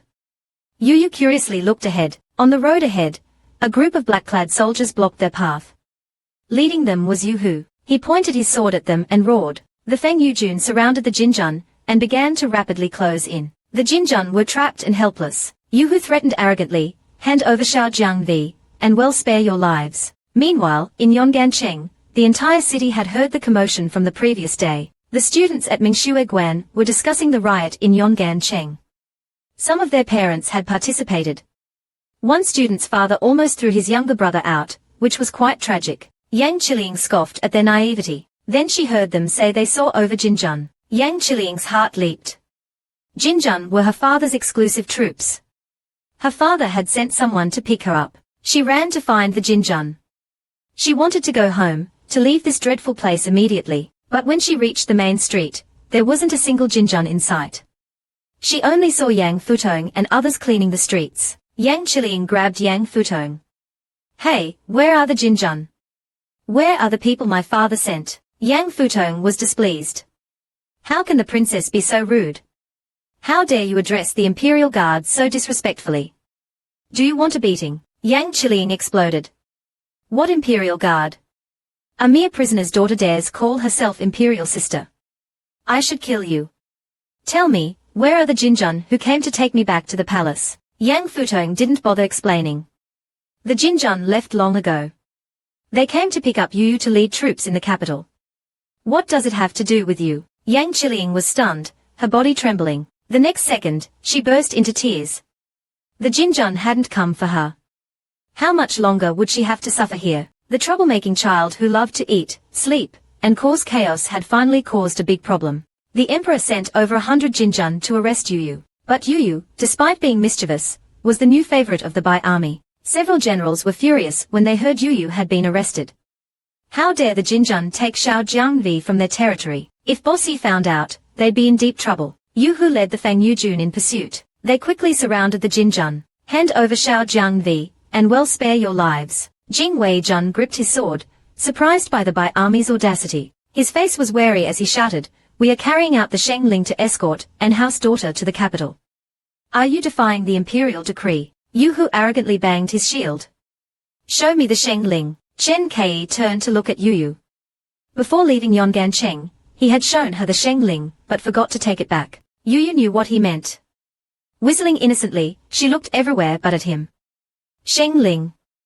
What Shengling? I've never heard of it. It's in my storage ring." YuHu was even more enraged. "No Shengling, and you still want to take her?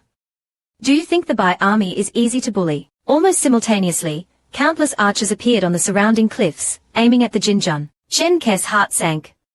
Not another group. The next second, a loud twang echoed from behind. Li Xingyue held a giant bow, a powerful energy arrow aimed directly at the Jinjun. Li Xingyue's expression was serious, threatening them to release YuYu. The atmosphere was tense, on the verge of exploding. Only YuYu remained calm, munching loudly. They were outmatched and couldn't fight. Jing Weijun tried to reason with them. Leaving the border without permission was a serious offense, and attacking the Nanjie army was even worse. But Li Xingyue wouldn't listen. Either they released YuYu, or they would face the consequences. YuHu charged forward with his shield.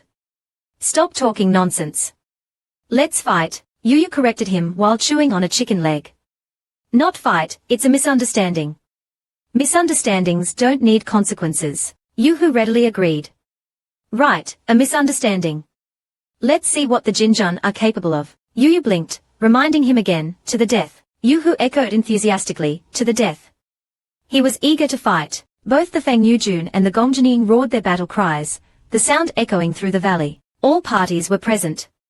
A fight was unavoidable. Chen Kai looked at YuYu with a complicated expression, his heart filled with despair. The west wind blew gently. All of this was instigated by this little brat. Just a few words from her, and she changed the whole situation. She's definitely no ordinary child. After completing the mission, they won't seek revenge, right? YuYu seemed oblivious to his worries, still munching on snacks. Not seek revenge? How's that possible? His Majesty's most esteemed little. It's like you were actually blocked and taken away. The three generals instantly bristled upon hearing the news. How dare they act on our territory? YuHu Ji, leading the defense army, was the first to charge, directly surrounding the Imperial Guard. Li Xingyuan, Jing Fei, and Qi Hua, leading the archers, surrounded the entire merchant group. They threatened to start a war if YuYu, the little empress, wasn't returned. YuYu was still munching on a chicken leg. Do you really think this empress is that easy to take away? What a joke. Seeing the tension escalate, Chen Kai didn't know what to do. The imperial decree is hidden by YuYu. I can't convince them without it. Just then, the sound of galloping hooves approached from afar.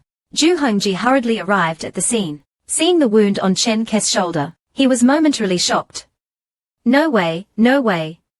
Did General for injure an Imperial Guard? Seeing him arrive, YuYu waved her greasy little hand to greet him, showing no fear. Zhu Hong couldn't help but twitch his lips. The little brat still had the mood to eat roast chicken. It seemed she was having quite a good time. They were worried for nothing. After complaining internally, Zhu Hong formally bowed and asked YuYu to show him the imperial decree. YuYu didn't know what he wanted, but obediently took out the imperial decree and gave it to Zhu Hong. Zhu Hong quickly scanned it and confirmed his suspicions. Only then did he heave a sigh of relief. Then, holding the decree high above his head, he announced to everyone, "This is the imperial decree. Stand down." He winked at YuYu, reassuring her, "Don't worry, I've got this." YuYu finally relaxed. She turned to look at the soldiers who had risked their lives to protect her, her heart filled with gratitude. But this was the emperor's order, and they could only obey. So, she had to go to the capital. YuYu cupped her hands earnestly, and solemnly entrusted everyone's safety to Zhu Hong. Zhu Hong returned the serious expression, and reassured her once more. Their eyes met, seemingly exchanging words only they understood. Yu Huxi and Li Xingyuan were dumbfounded. Were these two joking? With the atmosphere so tense, they were just going to let them go. They were planning to kill these imperial guards here in Lingzhou. YuYu loudly persuaded everyone to stand down. She said she could take the opportunity to visit the capital, which might not be a bad thing. Yu Huxi unwillingly gritted his teeth and angrily gestured for his defense army to make way. Li Xingyuan also listlessly withdrew his wind blade and dejectedly waved for his archers to retreat. The archers atop the merchant building gradually disappeared from view. The tension that had been on the verge of exploding dissipated, and the merchants finally breathed a sigh of relief. He turned his horse and approached Zhu Hong. This was the only sensible Imperial Guard, but he looked very serious. Zhu Hong approached with a smile and patted his wounded shoulder, but his words carried a hint of coldness. "General Chen, remember, don't get too close to people from Xuanwu Jing." As he spoke, he flicked his finger lightly, and a thin line appeared on Chen Kai's neck, blood spurting out instantly. Chen Kai didn't even react. Immediately, all the Imperial Guards drew their weapons and surrounded Zhu Hong. Chen Kai clutched his bleeding neck and quickly stopped his subordinates. The attacker was so fast he hadn't even noticed how he was injured. A sudden realization struck Chen Kai.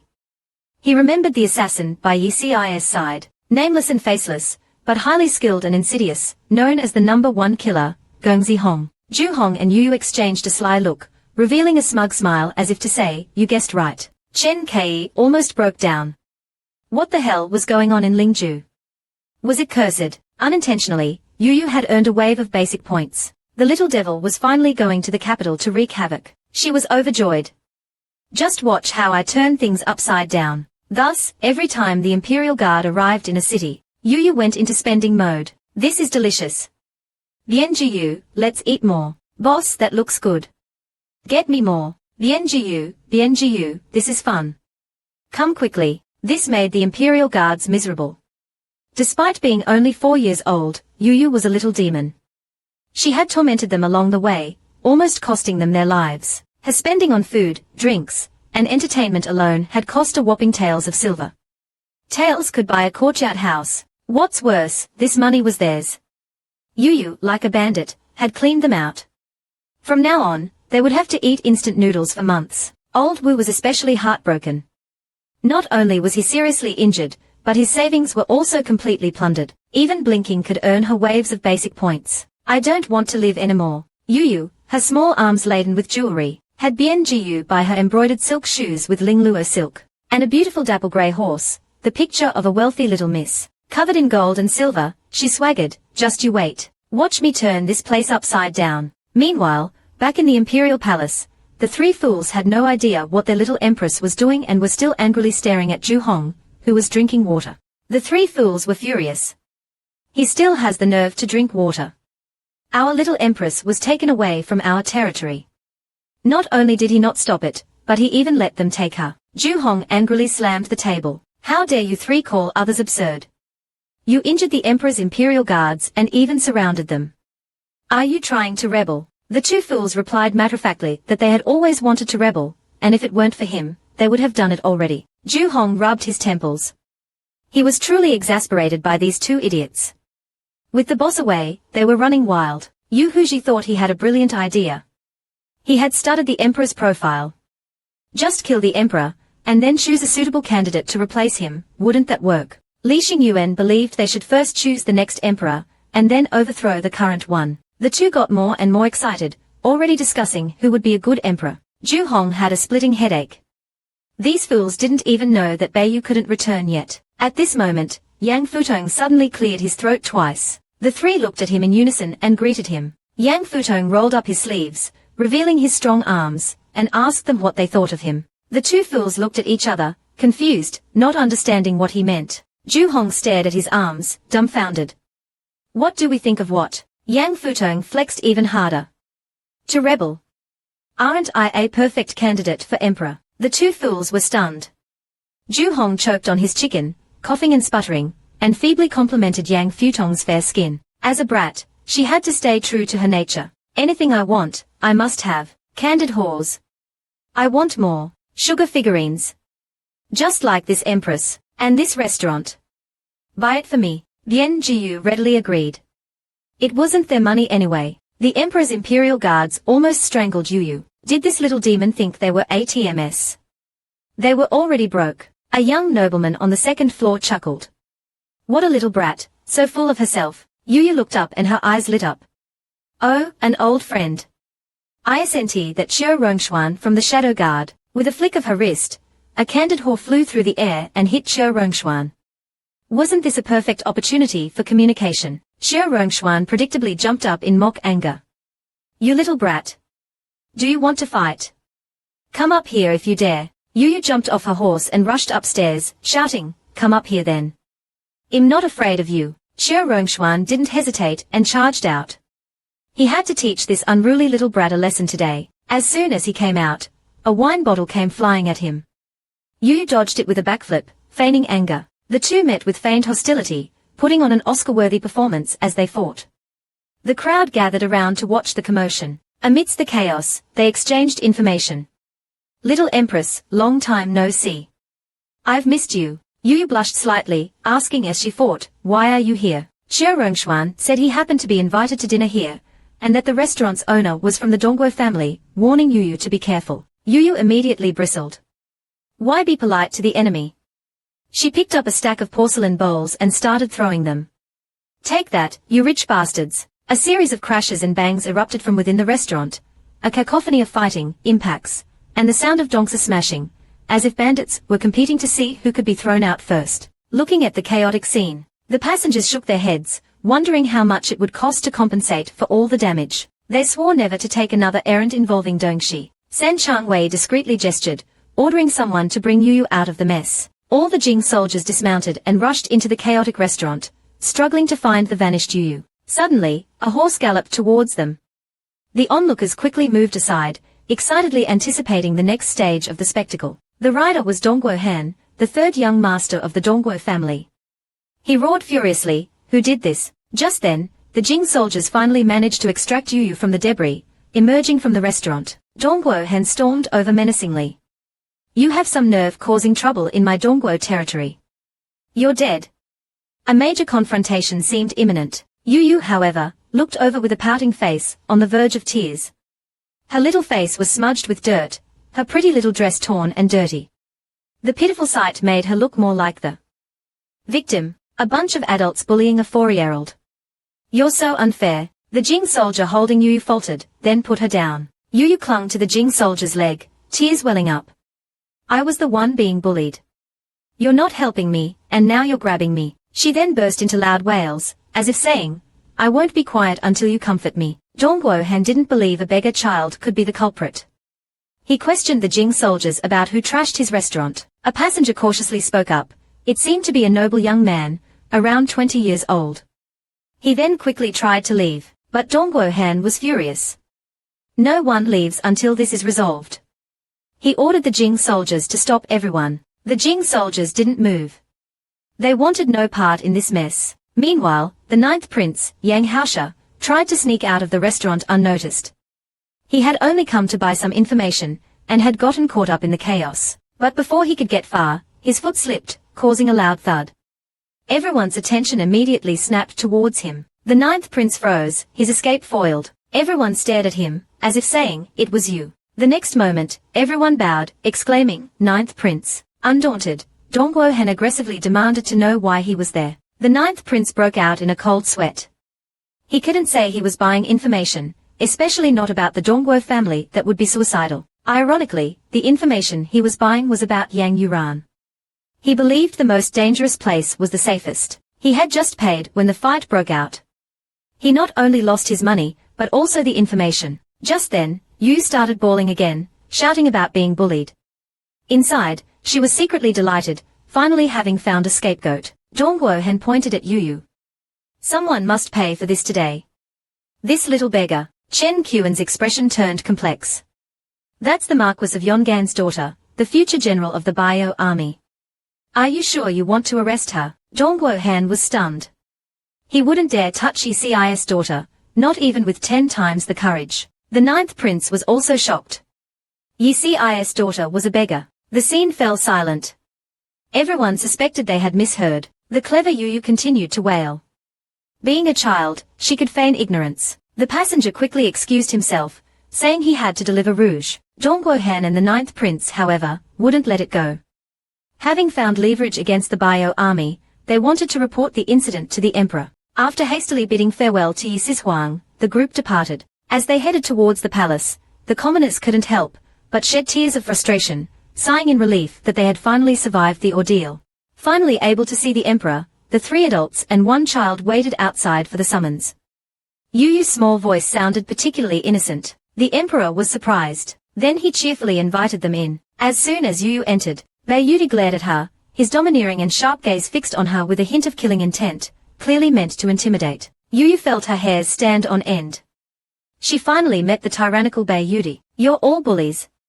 Ganging up on a child. I'll tell my dad." Bayudi was taken aback by Yi's ill-mannered daughter. YuYu observed the tyrant. The emperor looked like he was in his 30s, despite being around 50. Cultivation truly does wonders for appearances.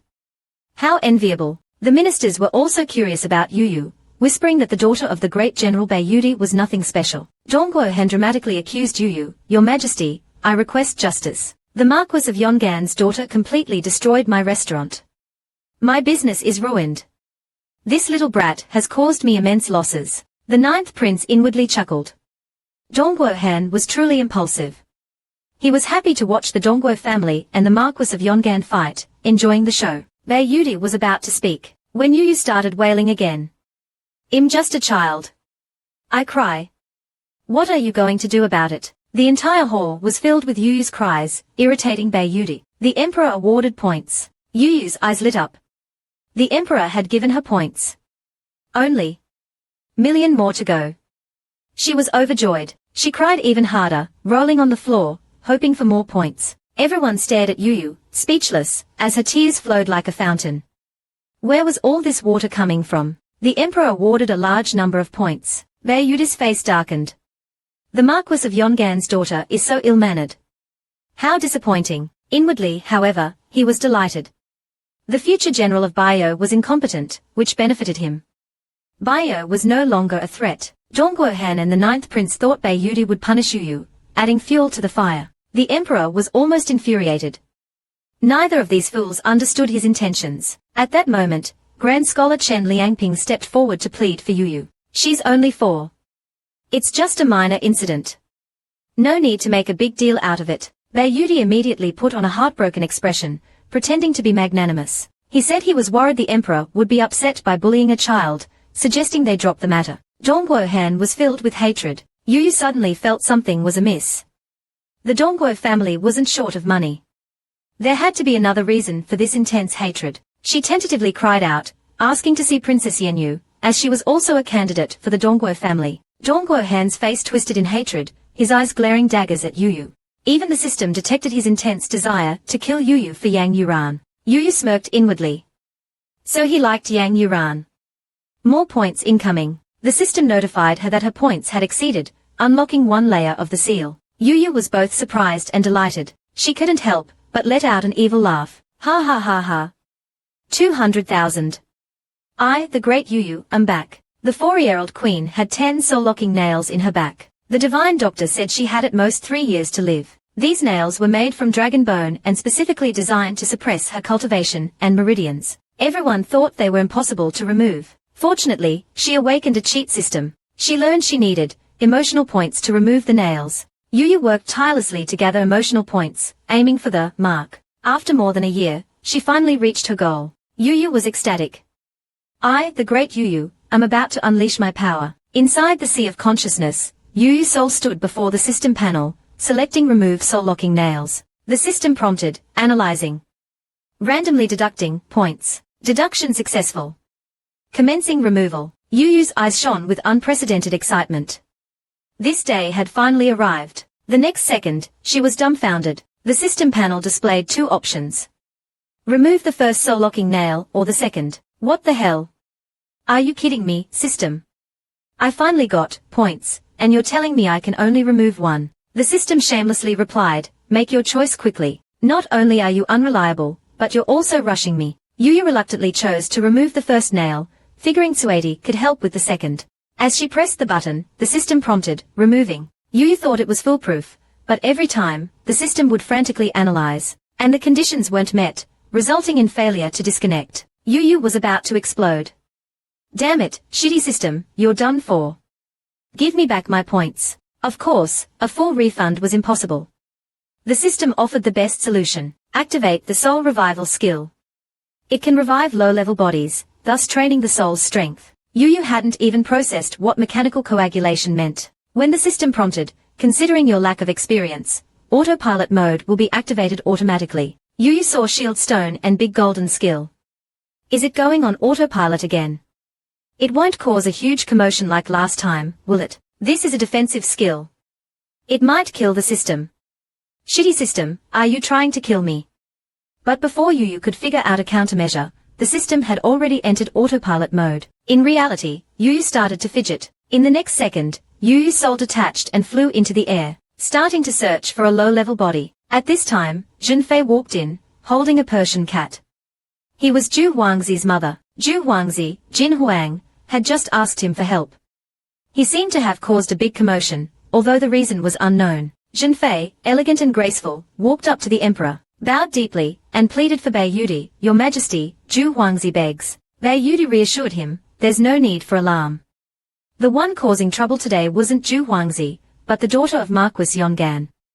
This child is just mischievous. At this moment, YuYu kneeling on the ground was just an empty shell. YuYu's soul directly locked onto the Persian cat. When she activated the soul revival skill, in the next second, she whooshed over, and successfully revived in the cat's body.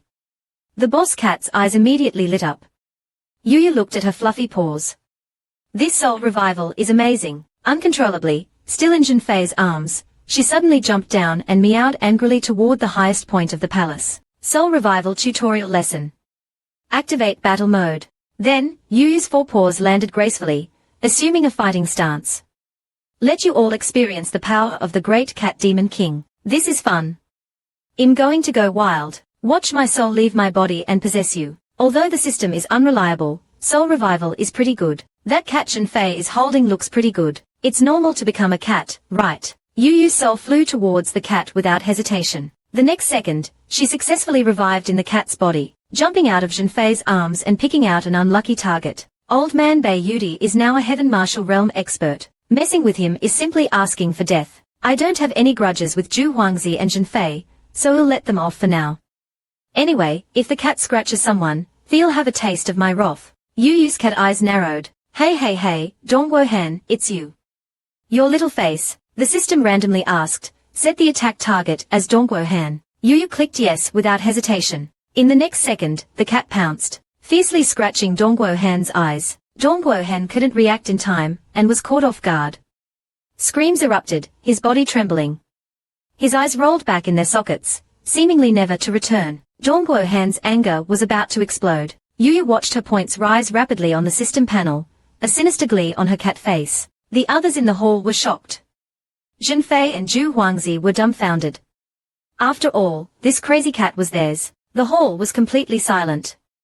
Everyone was stunned, contributing waves of points. Only Bei Yuda watched with a faint smile, clearly enjoying the spectacle. At this moment, the revival time ended. YuYu was forced out of the cat's body, returning to her own. The Persian cat jumped back into Zhenfei's arms as usual. YuYu's eyes lit up. This trick is great. I'll use this method to teach people a lesson next time. Zhenfei was pale and trembling, her legs giving way as she knelt down. Dongguo Han pointed at her and roared, "Your cat scratched me. How are you going to explain this?" Zhenfei ignored him, tearfully explaining to the emperor, "Xiaobai never does this," implying that Dongguo Han himself was the problem. Dongguo Han was furious, aggressively demanding an explanation from Zhenfei, even suggesting she offer her own eye as compensation. Bei Yuda snorted. Insolence. Everyone immediately knelt down, begging for the emperor's mercy. Bei Yuda was displeased with Dongguo Han, yelling at his minister in front of him. Did he have no respect? Dongguo Han was indignant, but forced himself to apologize. Bei Yuda walked up to him, his cold eyes scrutinizing him. Such an unruly thing. No wonder even the Imperial cat wants to teach you a lesson. With that, he left. Zhenfei and Zhu Huangzi exchanged glances, seizing the opportunity to slip away. Back home, Zhu Huangzi was still in shock. Father's love for mother is no less than for Dongguo Guifei. Otherwise, he wouldn't have cleared this matter up today. But Zhenfei was much more clear-headed. Today has nothing to do with favoritism. The emperor was angry at Dongguo Han's lack of propriety and used this opportunity to suppress the Dongguo clan. Our family's status is inferior to the Dongguo family, and our abilities are inferior to Marquis Yongan. We can't provoke them anymore. I just want my son to be safe. Are you guys stupid? Do you expect this devil to be obedient? A bratty kid should act like a brat. Causing trouble is my specialty. It's normal to turn into a cat and scratch someone, right? But the seemingly carefree YuYu was actually furious. Because of the shitty system's prank, she lost a whopping points just by turning into a cat. That was points she painstakingly earned every day, just to turn into a cat and scratch Dongguo Han. But the system did say that this soul revival is a daily activity that can refine the soul. But I still feel so ripped off. System, can you be nicer to your host? I just want to live. YuYu was so immersed in her despair that she didn't even realize everyone in the hall had left. Chen Liangping patted YuYu, reminding her that she could leave. YuYu frantically searched the system's database.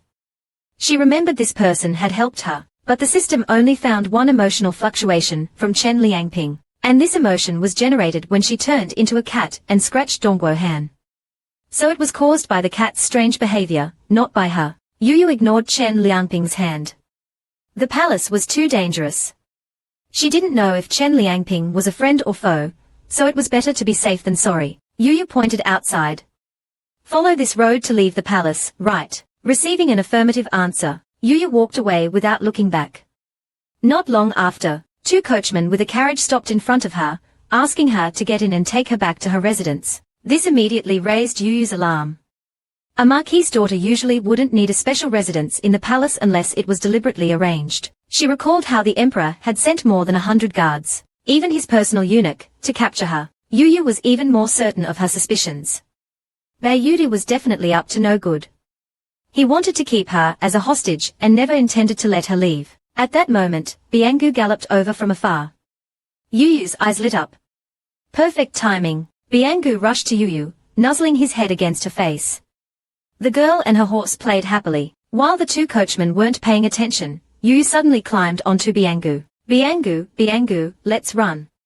Biangu obediently bolted like lightning, too fast for anyone to react. YuYu laughed triumphantly.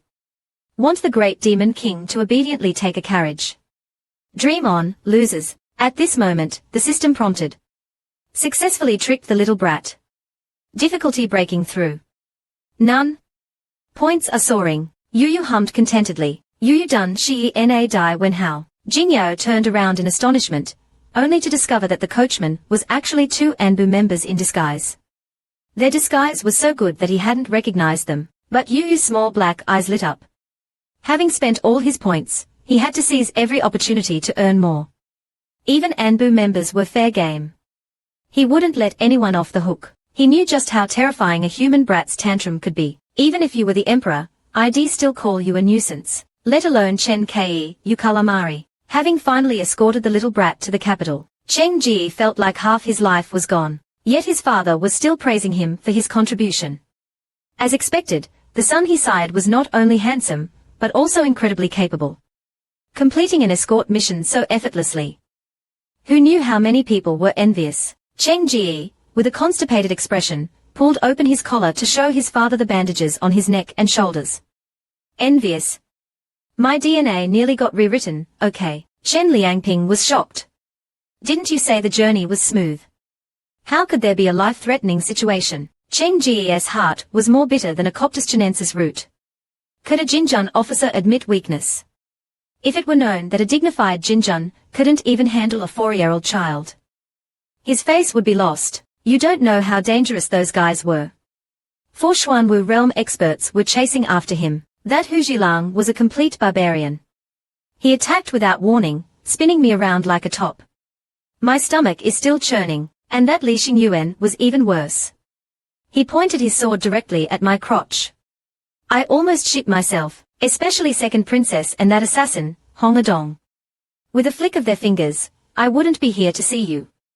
Cheng Ji rambled on. Chen Dashi listened with a confused expression. He didn't quite believe his son's words. It all sounded too exaggerated. Nevertheless, he patted his son's head reassuringly. Anyway, both Yongan and Xinu are here now, so you don't have to worry too much in the future. Speaking of which, as a father, he felt somewhat indignant. Dongguo Hanfei was bullying a little child. He even boasted about her trying to steal his wine. What nonsense! How much trouble could a 4-year-old girl cause? Thankfully, he, with his wisdom, managed to quell the conflict. Cheng Ji grabbed his father's arm and yelled, "Oh my god, that little devil is terrifying. Don't get involved with her, you'll die a horrible death." Chen Dashi was displeased. He was a dignified Dashi, a seasoned official. How could he be intimidated by a child? Cheng Ji's tears streamed down. That child is not ordinary, really. She's dangerous. Otherwise, you wouldn't even know how your underwear disappeared. Cheng Ji hugged his father and shook him frantically. Wake up. I'll kneel if I have to. Don't provoke her. Or one day you'll really have to mourn my death. Meanwhile, YuYu was running wildly through the streets, with Anbu members chasing after her in a carriage, almost vomiting. The carriage wheels were sparking. They passed by Dashifus Gate. The irritation value kept increasing, and the system showed that Cheng Ji's emotions had collapsed. YuYu chuckled, amused. What was wrong with Cheng Ji? Did he miss her that much? On the other hand, since returning to the capital, Yang Yuran had been staying at home every day, giggling at the air and muttering Yizi's name. Dong Buohan walked in and saw this scene.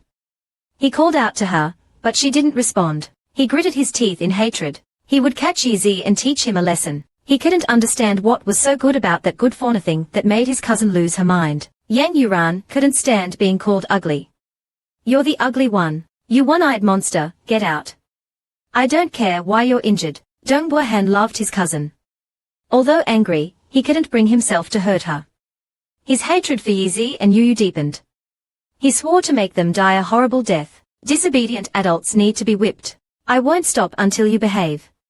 Do you really think I'm a pushover? Even if you buy me candy, I won't forgive you. The Anbu members complained.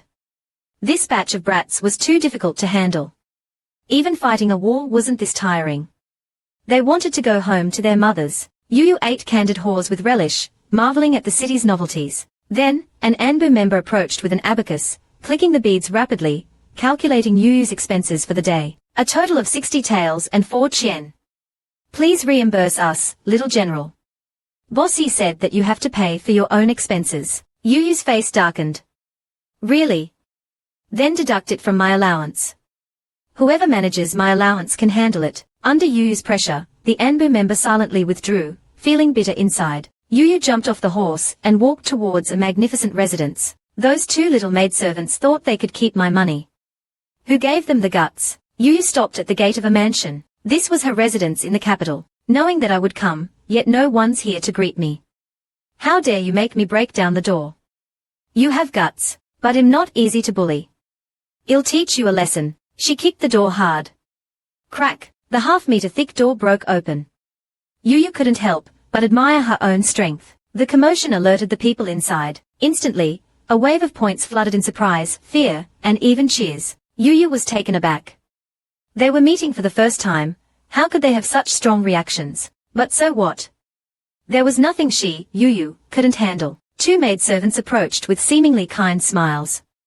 If YuYu hadn't sensed their malicious intent, she might have been fooled. YuYu simply snorted and walked inside. A maidservant stopped her, saying that this was the main house and she couldn't enter. So, what's your point? The maidservant continued, the main house is for the lord and his wife. As a daughter, you should stay in the west wing. YuYu's face darkened instantly. Everyone knows that the west wing is for concubines and servants. Are you saying that the daughter of Marquis Yongan is not worthy of the main house? The maidservant's smile stiffened. She hadn't expected this child to know so much. Her resentment towards YuYu deepened. YuYu was impatient. You're testing my patience. Show me what you've got. She pulled out Chairman Mao's whip and slammed it on the floor, creating a deep crack. The two maidservants knelt and begged for mercy. The other servants were also terrified. Points flooded the system panel. YuYu's eyes lit up. She seemed to have found a way to get rich. Do you think I'm a pushover? How dare you make me break down the door? I'll whip you until you call me mommy. Soon, screams and cries echoed through the residence, adding a terrifying atmosphere to the darkening night. News of YuYu's violent deeds quickly spread throughout the capital. The commoners were discussing it fervently. It said that the little general tried to buy Dongguo's winery as soon as she entered the city. When she failed, she smashed the place. You don't know how destructive that 4-year-old girl is. Even the Jinjun couldn't stand it. That's nothing. Guess what I heard in the residence? The screams coming from inside were terrifying. Cries and wails, and the sound of whipping lasted for a long time. Everyone got goosebumps. A man suddenly remembered something. Rumor has it that Marquis Yongan is a cannibal. Do you think his daughter is also a cannibal? The story spread like wildfire, eventually exaggerating to the point where YuYu was said to have eaten 2 people in one bite. The entire capital was terrified. Meanwhile, the protagonist of the story, YuYu, was sleeping soundly. YuYu woke up happily and checked her points. She was pleasantly surprised to find that she had gained points overnight. The people in the capital are so timid. This is good. I can earn a lot of points. But in such a dangerous place like the capital, I still need to improve my strength. After all, I'm the daughter of Marquis Yongan, and have enemies like the old man from Beiyu and Yci. I might be targeted. YuYu took out the remaining few bottles of Kui Tea had given her. Gulp gulp gulp, she finished them in one go. After drinking, YuYu felt that Kui Tea's effect wasn't as good as before. She wondered where that damn Yci had gone. The system suddenly prompted her to start today's soul training, asking her to choose a low-intelligence creature to possess. YuYu was speechless. Where could she find a creature so early in the morning?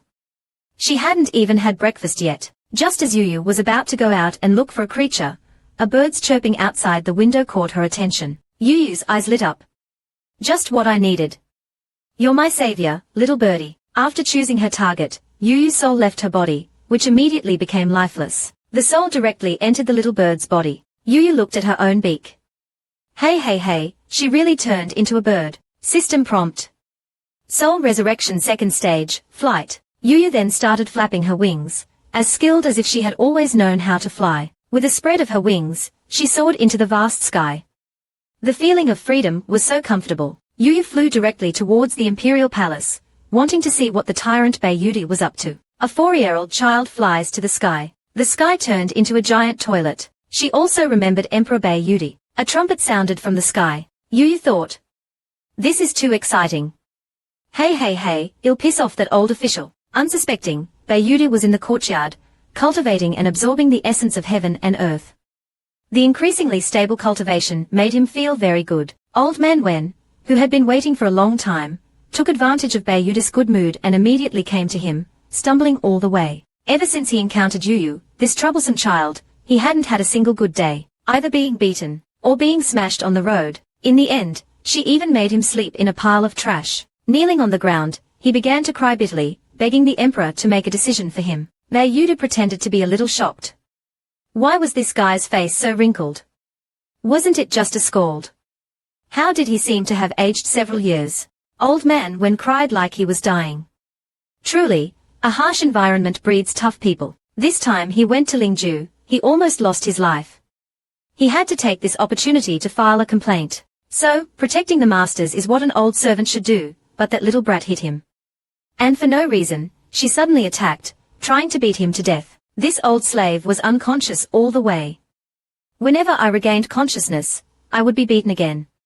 This journey has been a torture. YuYu actually laughed upon hearing this. The worse his daughter behaved, the better his mood. He asked with amusement, what kind of person is the Marquis of Yongan's daughter? Old man Wen knew that the emperor's question definitely had a deeper meaning. Seeing that the emperor enjoyed listening to him talk about YuYu's misbehavior, he thought that he must want to hear bad things about her, so he exaggerated and said, that damned girl is hopeless. She's only 4 years old and already so vicious. If she inherits the Marquis of Yongan's title, won't she ruin Lingju? YuYu's smile grew wider. He even comforted old man Wen about his miserable experience, and even rewarded him with some things. Old man Wen was instantly relieved. Sure enough, he had hit the mark. He was truly the emperor's most intimate servant. Just as old man Wen was happily flattering him, YuYu, who had resumed her soul, flew to the Imperial palace, and saw YuYu and old man Wen whispering, as if they were plotting something. She circled in the sky for a while, and landed on the branch closest to them, just in time to hear their conspiracy. Old man Wen's flattery was top-notch. He directly said, "Congratulations, Your Majesty. The Magpie's arrival is a good omen. It seems that there will be joyous events." YuYu laughed heartily. Who doesn't like good omens? He wanted to see what joyous events would occur. YuYu tilted her little head. These two were really good at flattering themselves. As if all the good omens belonged to them. YuYu laughed even harder. This magpie seemed to understand that they were talking about it.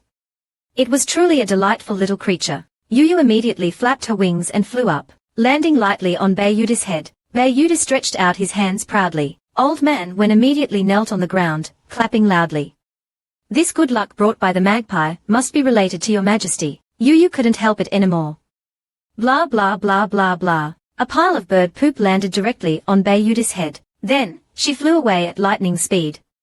She didn't want to turn the exposed YuYu into a barbecue, but pooping and running was really exciting. Let's see you call me YuYu bad again. Stink you to death. Stink you to death. YuYu was furious and almost lost control. Old man Wen was so scared that his soul almost left his body.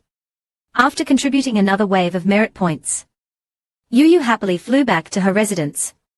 As soon as she arrived at the courtyard, she heard the maids gossiping about her. She's just a lowly bastard, what's there to be proud of? Just wait until Yongan, who takes the princess. Let's see how she lives then. Yesterday, they were beaten up by YuYu because of their gossip. Their wounds still hurt, so they only dared to talk behind her back. YuYu heard them gossiping again, and was so angry that her feathers puffed up. It seemed that she had been too lenient. They didn't learn their lesson at all. She angrily wrote down the names of these two gossipmongers on her little notebook. YuYu flew to another room in her father's residence, and saw Jiu lying on the ground, dejectedly drawing circles. YuYu found it baffling. What was wrong with this silly horse? She curiously asked a few questions, but all that came out were chirping sounds. Jiu turned his head and looked over, whinnying in confusion. YuYu, this mischievous ghost, swooped down and pecked Jiu hard on the head.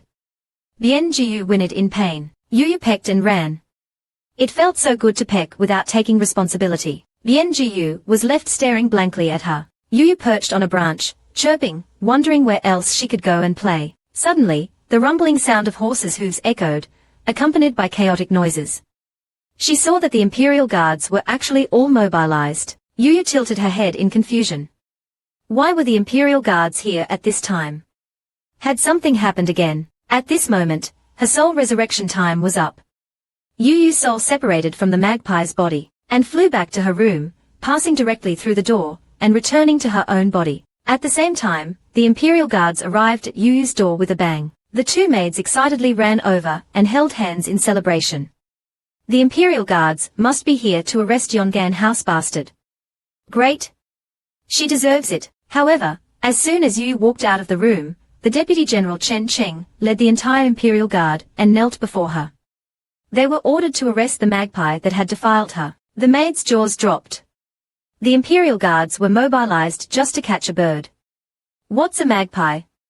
This royal brat is the real pest. YuYu pretended to nod and said, "Thank you for your hard work, General Chen." Inwardly, however, she was extremely disdainful. That petty emperor. Was it really necessary to mobilize the entire Imperial guard just because she pooped on his head? Chen Cheng knew how troublesome this little girl was and quickly ordered his men to act, fearing that she would cause more trouble. With his order, the Imperial guards fiercely chased magpies all over the place. They even brought special bird-catching tools and searched the entire residence inside and out. Any magpie or bird that resembled a magpie was caught. The operation was extremely thorough. YuYu saw the two maids watching the commotion and remembered their gossiping. A devilish smile appeared on her face. She beckoned to the two, "You two, come here." The man wore a mask for years, only taking it off now, but his face didn't look like that of an old man at all. The troublesome child's jaw dropped. This year-old grandpa actually looked like this. The stick in Bien Gus' hand suddenly fell, clattering on the ground. Soon, the first soul-suppressing nail on its head loosened. It seemed that it wouldn't be long before it fell off. The second soul-suppressing nail on its back was also about to fall off, but no matter how hard it tried, it couldn't pull it out. YuYu had been studying it for several days without any progress. She was wondering when that old dog Yi would return, so she could get rid of this nail. Suddenly, the system displayed a string of merit points. Zhong Qingshan's merit points increased slightly. YuYu was overjoyed. Seeing merit points meant that the person was nearby. She jumped up and rushed out of the residence, her short legs carrying her towards the gate like she had windfire wheels. Sure enough, as soon as she opened the door, a carriage stopped right outside. The carriage curtain lifted, and Zhong Qingshan poked his head out, anxiously looking around the courtyard. He had been worried sick about the little girl after such a long absence. YuYu immediately recognized that familiar face. Tears welled up in her eyes, and she cried pitifully, "Steward Grandpa." Like an ordinary 4-year-old, she opened her arms and threw herself into Zhong Qingshan's embrace, saying sweetly, "Steward Grandpa, I missed you so much." Zhong Qingshan lifted her up. Equally moved to tears, the system prompted. Yi experienced emotional fluctuations. YuYu froze, looking at the carriage in surprise. Unexpectedly, that old dog Yi had also come. But why hadn't he come out? Zhong Qingshan put YuYu down. She had grown taller in just a few days. He could barely hold her anymore. Her complexion was also much better. He was relieved that she was okay. YuYu had been holding back her tears, but hearing such gentle words of concern, she burst into tears, releasing all the grievances she had suffered. Zhong Qingshan's heart ached as he wiped her tears. She was just a 4-year-old child, and she didn't know how much she had suffered in this dark and sinister Imperial city. YuYu cried uncontrollably, enjoying the love from her steward grandpa, but the carriage suddenly started shaking. The entire carriage was shaking, but the curtains remained tightly closed. YuYu found it strange. That old dog Yi wasn't someone to hide from. Why did he stay inside the carriage? At that moment, Bianjiu also heard the commotion and ran out. Perhaps too excited, Bianjiu slammed into the carriage, causing it to almost tip over. It rushed into Zhong Qingshan's arms, nuzzling him affectionately. YuYu didn't notice the demonic aura emanating from the carriage. YuYu licked her lips. It seemed like horse meat was on the menu tonight. Then, YuYu and Bianjiu flanked Zhong Qingshan, escorting him back to the residence. She didn't notice that Yi hadn't left the carriage yet, thinking that he must have something important to discuss with her privately. After settling Zhong Qingshan, Yi rushed towards the study. He barged in, eager to share information. He had discovered many things, including the strange flower and the Northern Yu territory. Li Jinmen saw Yi sitting with her back to him. Her white floral robe was a unique characteristic. He circled around to face her. To his surprise, he saw a young, handsome boy. It was Yi without her mask. YuYu was stunned. Didn't she say she was years old? What a liar. Who would have thought that the always masked Go Yi was actually so good-looking? YuYu's jaw dropped. She's years old, but looks like a teenager. Did this guy take some age-reversing potion? But her looks are really stunning. No wonder that Yang Ji is obsessed. Because he can't sleep with her, has become crazy. Then YuYu saw 2 bumps on Yi head. Curiously, she stood on tiptoe for a closer look. Yi warily turned her head, wondering what he was up to. YuYu foolishly asked, "You have 2 bumps on your head. Are they pimples?" Yi's face darkened. Who gets pimples at years old? Yi pushed YuYu away, revealing the wound on his arm. YuYu was startled. This wound looks like it's been corroded and it's emitting black energy. This is clearly poisoning. YuCi was touching the itchy wound. Suddenly, his expression changed, and he gritted his teeth, uttering one word. Get? YuYu didn't understand. Wasn't he talking about his wound? YuCi, suppressing his anger, squeezed out a few words. Your hand, off. YuYu realized she was too nervous and had been gripping YuCi's arm, tearing his clothes. Embarrassed, she apologized. YuCi felt a pang of heartache, but considering the child was worried about him, he forced himself to endure his anger. YuYu continued to ask, Isn't your body impervious to swords, fire, and poison? How can you be poisoned? YuCi replied, It's not poison, it's ghost energy. YuYu's expression changed, immediately guessing he went to the ghost realm. YuCi confirmed her suspicion. Due to the severe damage to the ghost realm, the entire Yuan region was unsafe. He went to the south and killed a few old ghosts, which should keep them quiet for a few years. The ghost energy wasn't a big problem for him. The wound healed in minutes. YuYu finally had the mind to care about his face, but the mask was to hide those 2 bumps. YuCi, unable to bear it, roared, Those aren't bumps. YuYu quickly backed away. This old dog was ungrateful. She was just concerned about him. YuCi saw her staring at the wind-soul nails. YuYu became excited. She felt they were loose, but couldn't pull them out. They were stuck fast. YuCi knew her windbreaker was made from the golden scales of a dragon, and wouldn't be easy to remove. Saying so, he slapped her back. The powerful force sent a soul nail flying out. He realized YuYu's physical strength was immense.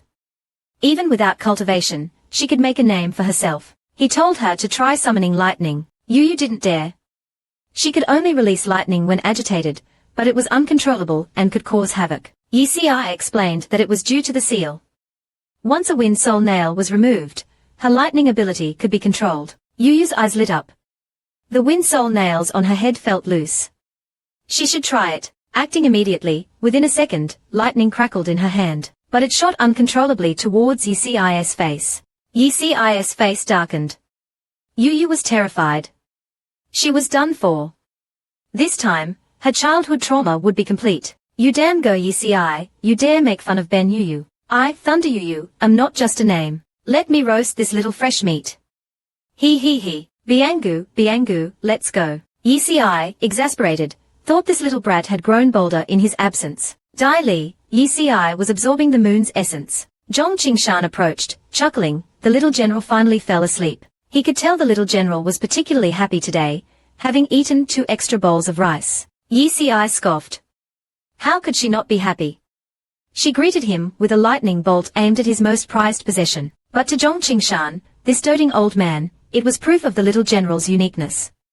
Even needing ghost stories to sleep, how could she be ordinary? Today, YuYu insisted on the story of the embroidered shoes, listening with glee, and falling asleep with a smile. Meanwhile, Bianga's entire body was twitching, his white fur turning green. Zhong Qingshan praised her endlessly. The little general is so excellent.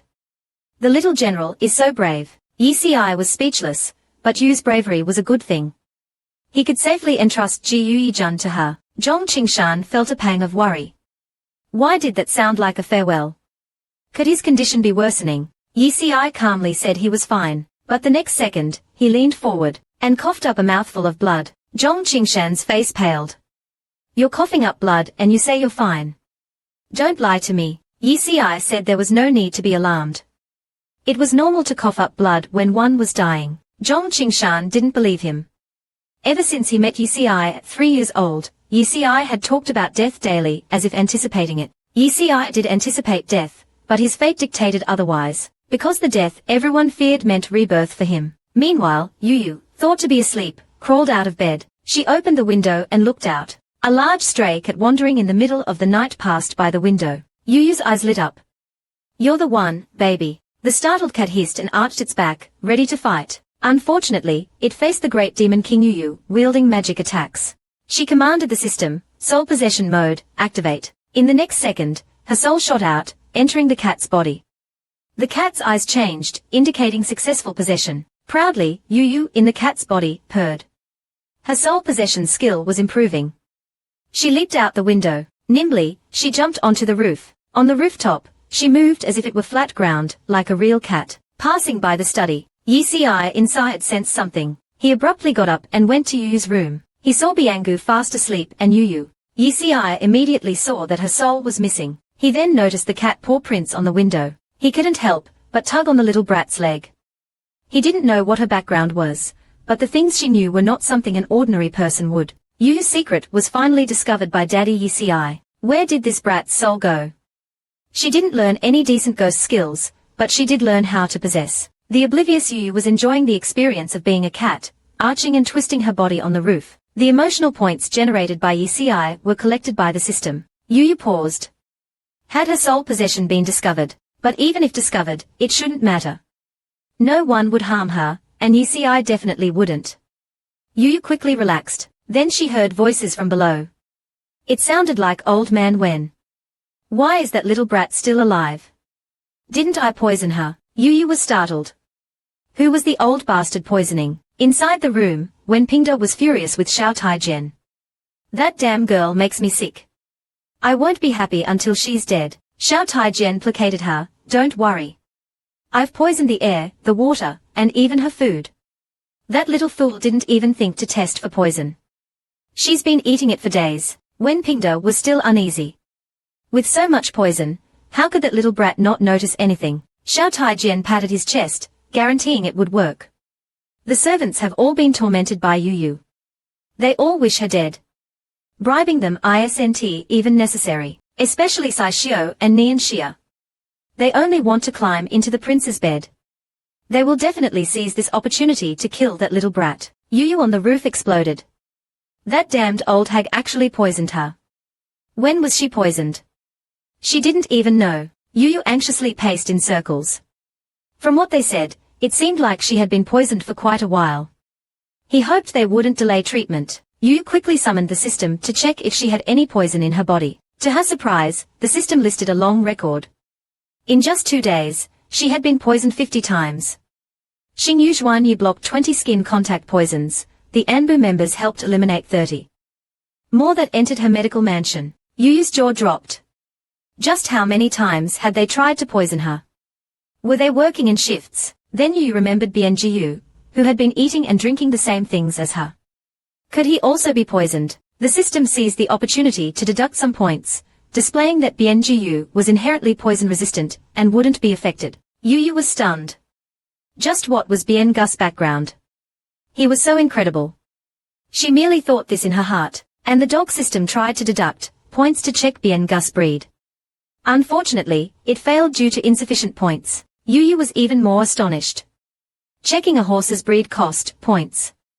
Was he some kind of divine beast? Just then, YuYu suddenly smelled a peculiar scent. Her cat body moved involuntarily before she could react, running towards the source of the smell with joyous abandon. YuYu was dumbfounded.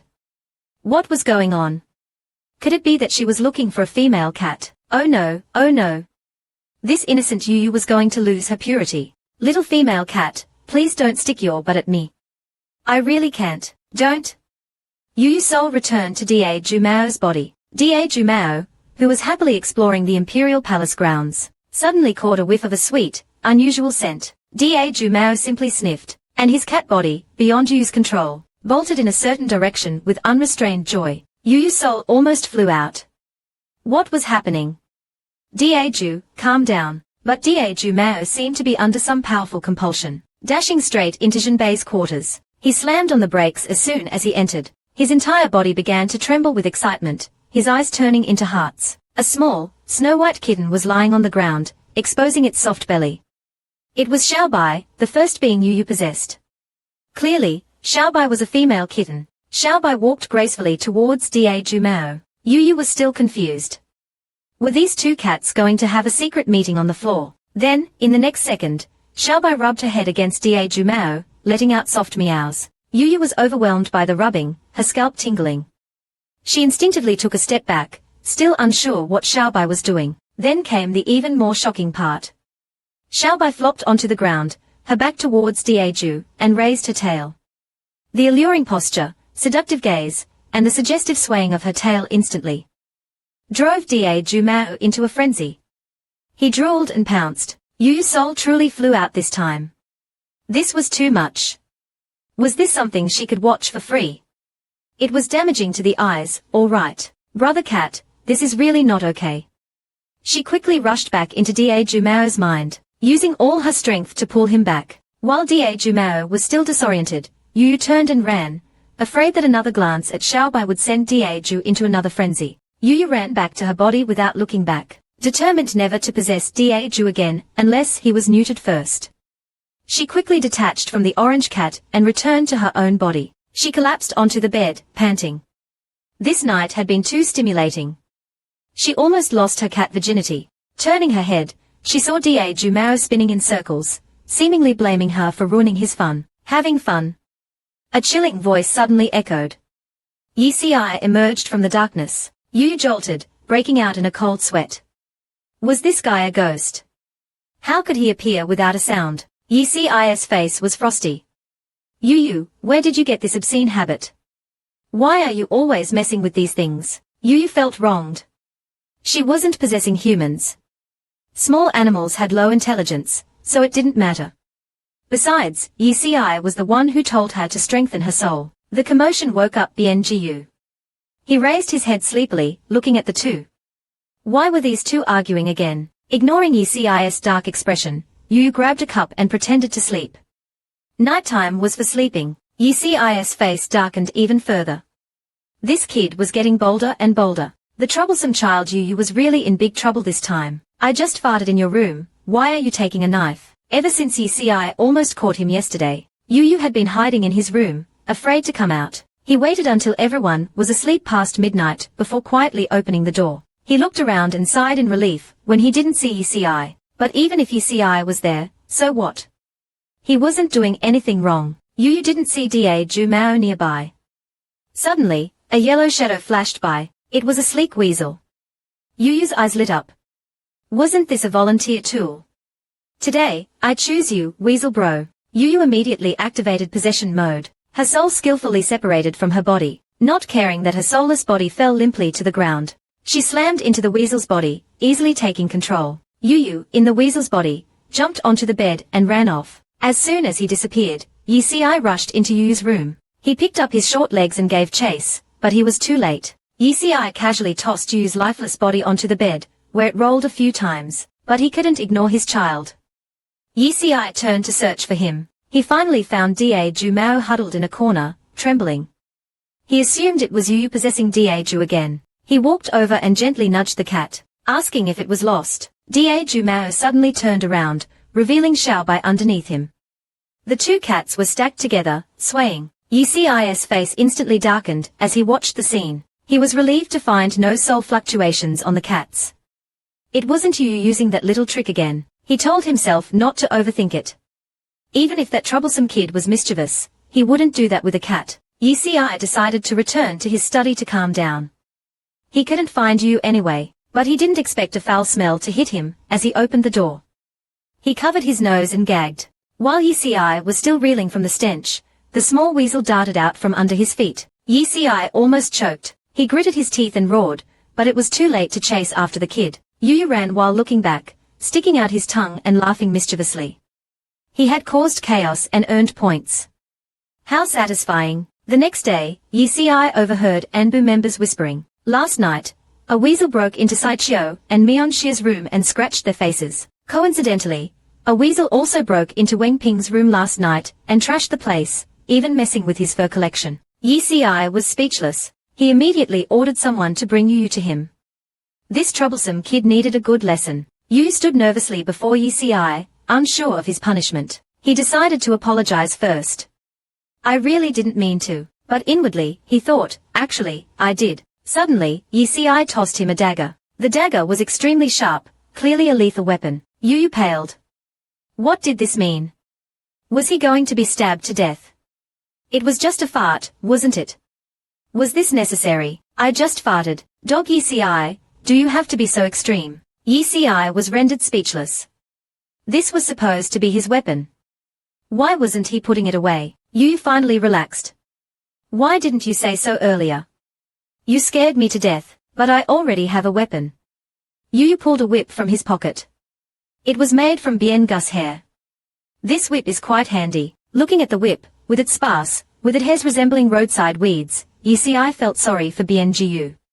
A perfectly good artifact reduced to this state. And yet, Yu seemed quite pleased with himself. Yi stood up abruptly. You actually plucked his hair. YuYu was taken aback.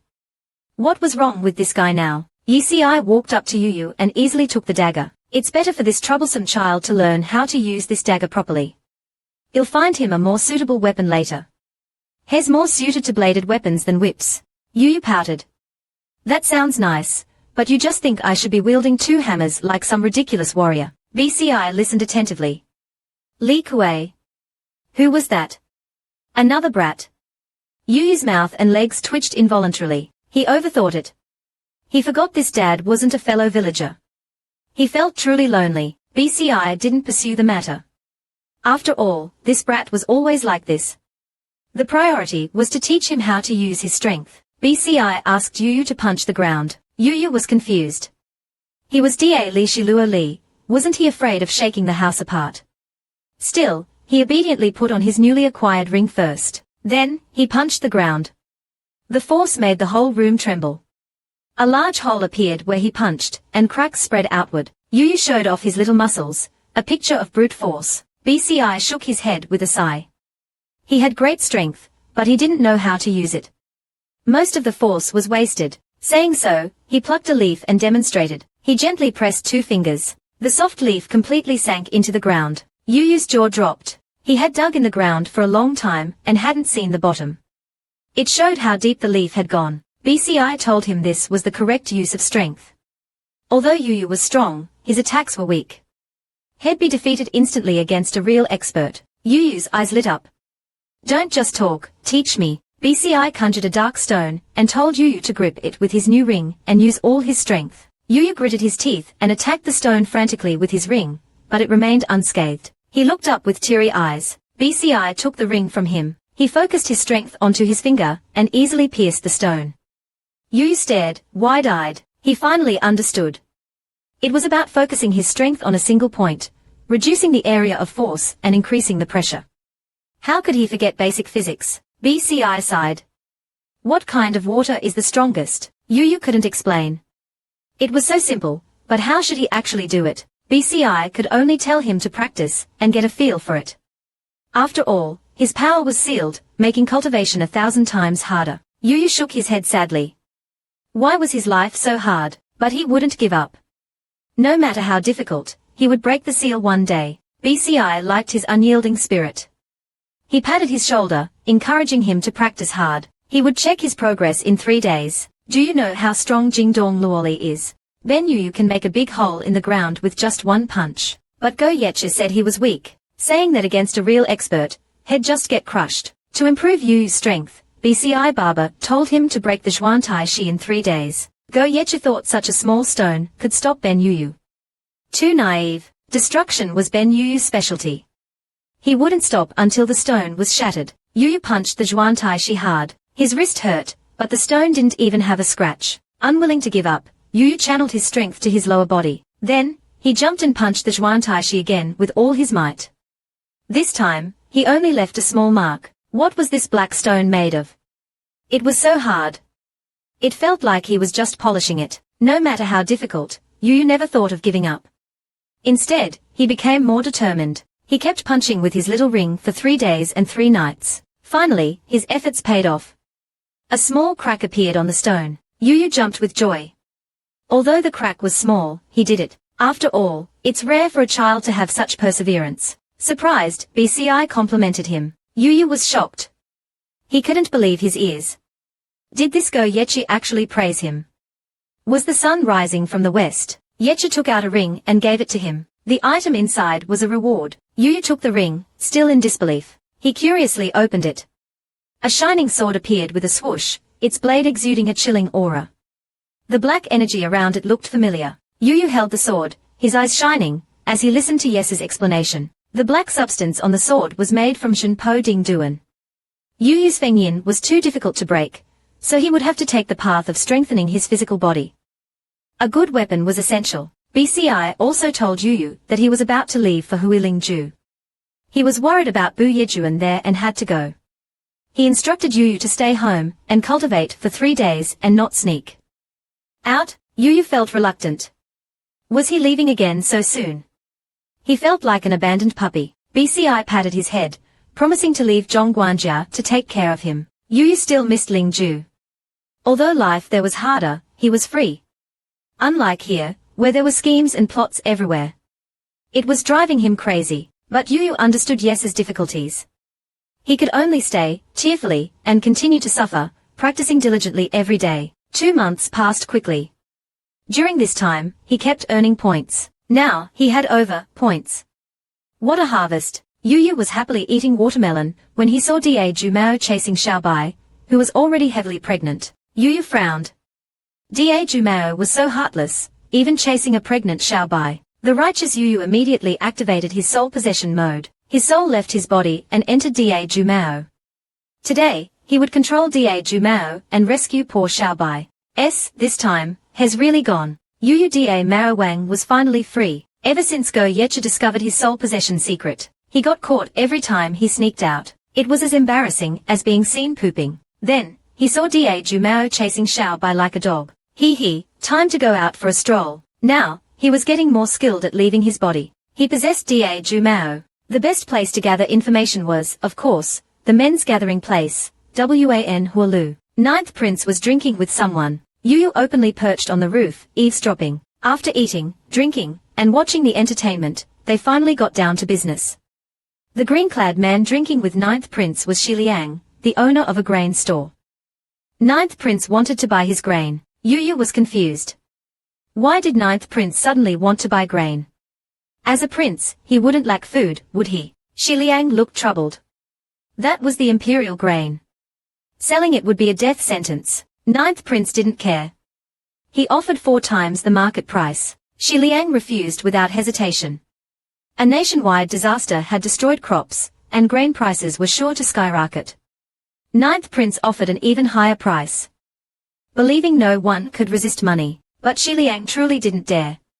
There was no grain anywhere. This batch was for the border troops.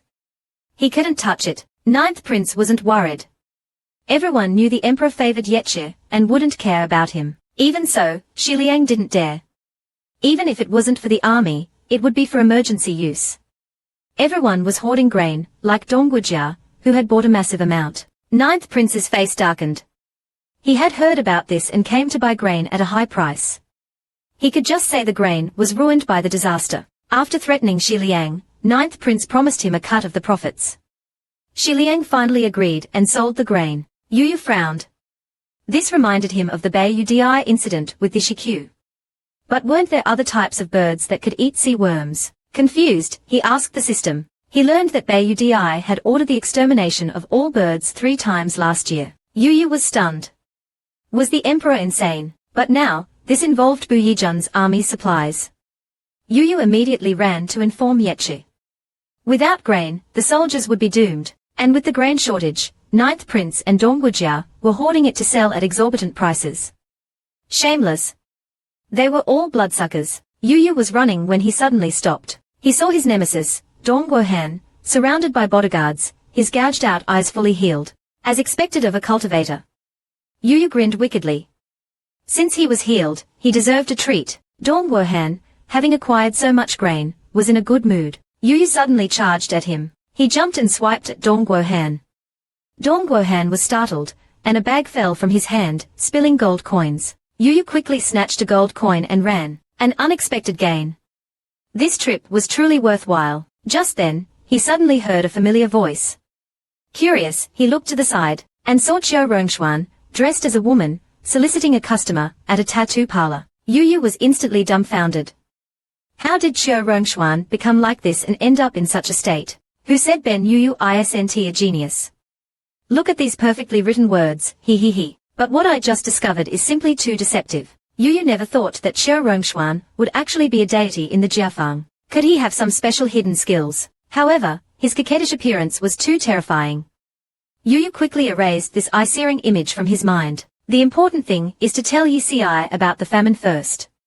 Hell no, what to do. That stupid emperor secretly ordered a 3-month ban on killing birds nationwide, leading to a locust plague and a devastating famine. Also, the Ninth Prince and the Dongguo family are hoarding grain, waiting to sell it at exorbitant prices when the famine breaks out. Even Bai Jun's military rations have been embezzled by them. The more YuYu wrote, the more accomplished he felt. He couldn't believe he'd unearthed so much vital intelligence overnight. Unable to contain his self-praise, he demanded many rewards from YuCi and sternly ordered him to rebel immediately. After writing, YuYu checked it again, making sure everything that needed to be said was included. Then he summoned a member of the Anbu, Yang Long, and ordered him to deliver the letter to their leader, YuCi, personally as quickly as possible. Afterwards, he summoned Xiao Rongshuan to understand the situation. He went to become an official, so he must have a lot of inside information. Xiao Rongshuan explained that he had become an official 4 months ago. Although his position was small, he was very popular due to his charm. YuYu was almost speechless. Who in their right mind would become an official in the Jiafangsi? Xiao Rongshuan's expression stiffened slightly. Young master, is this looking down on special personnel? Jiafangsi is also a part of the government, and a royal department at that. I'm handsome and charming, with long legs. Many important people like me. I've gathered quite a bit of intelligence. YuYu was truly speechless. He's selling his body and still acting so righteous. Did he really find out anything important? It turned out Xiao Rongshuan had also seen the 7th prince today. But he had already reported that information to YuCi and couldn't tell anyone else. YuYu suddenly remembered the person in the bright yellow robe today. It was said the 7th prince, born to Dongguo Guifei, was a hot candidate for the next crown prince. He must have met with Dongguo Han today, but he actually had a foot fetish. A foot fetish, and he can still compete for the throne. Just as creepy as his tyrant father. After gathering the information, YuYu told him to go back to work. Xiao Rongshuan felt baffled. The interruption had cost him business. Soon, YuCi received YuYu's secret letter. Sansha and Zhu Tuli were curious about its contents. Is Beiyu and Han Ligua going to war again? Please don't let anything else happen. YuCi told them about the impending nationwide famine.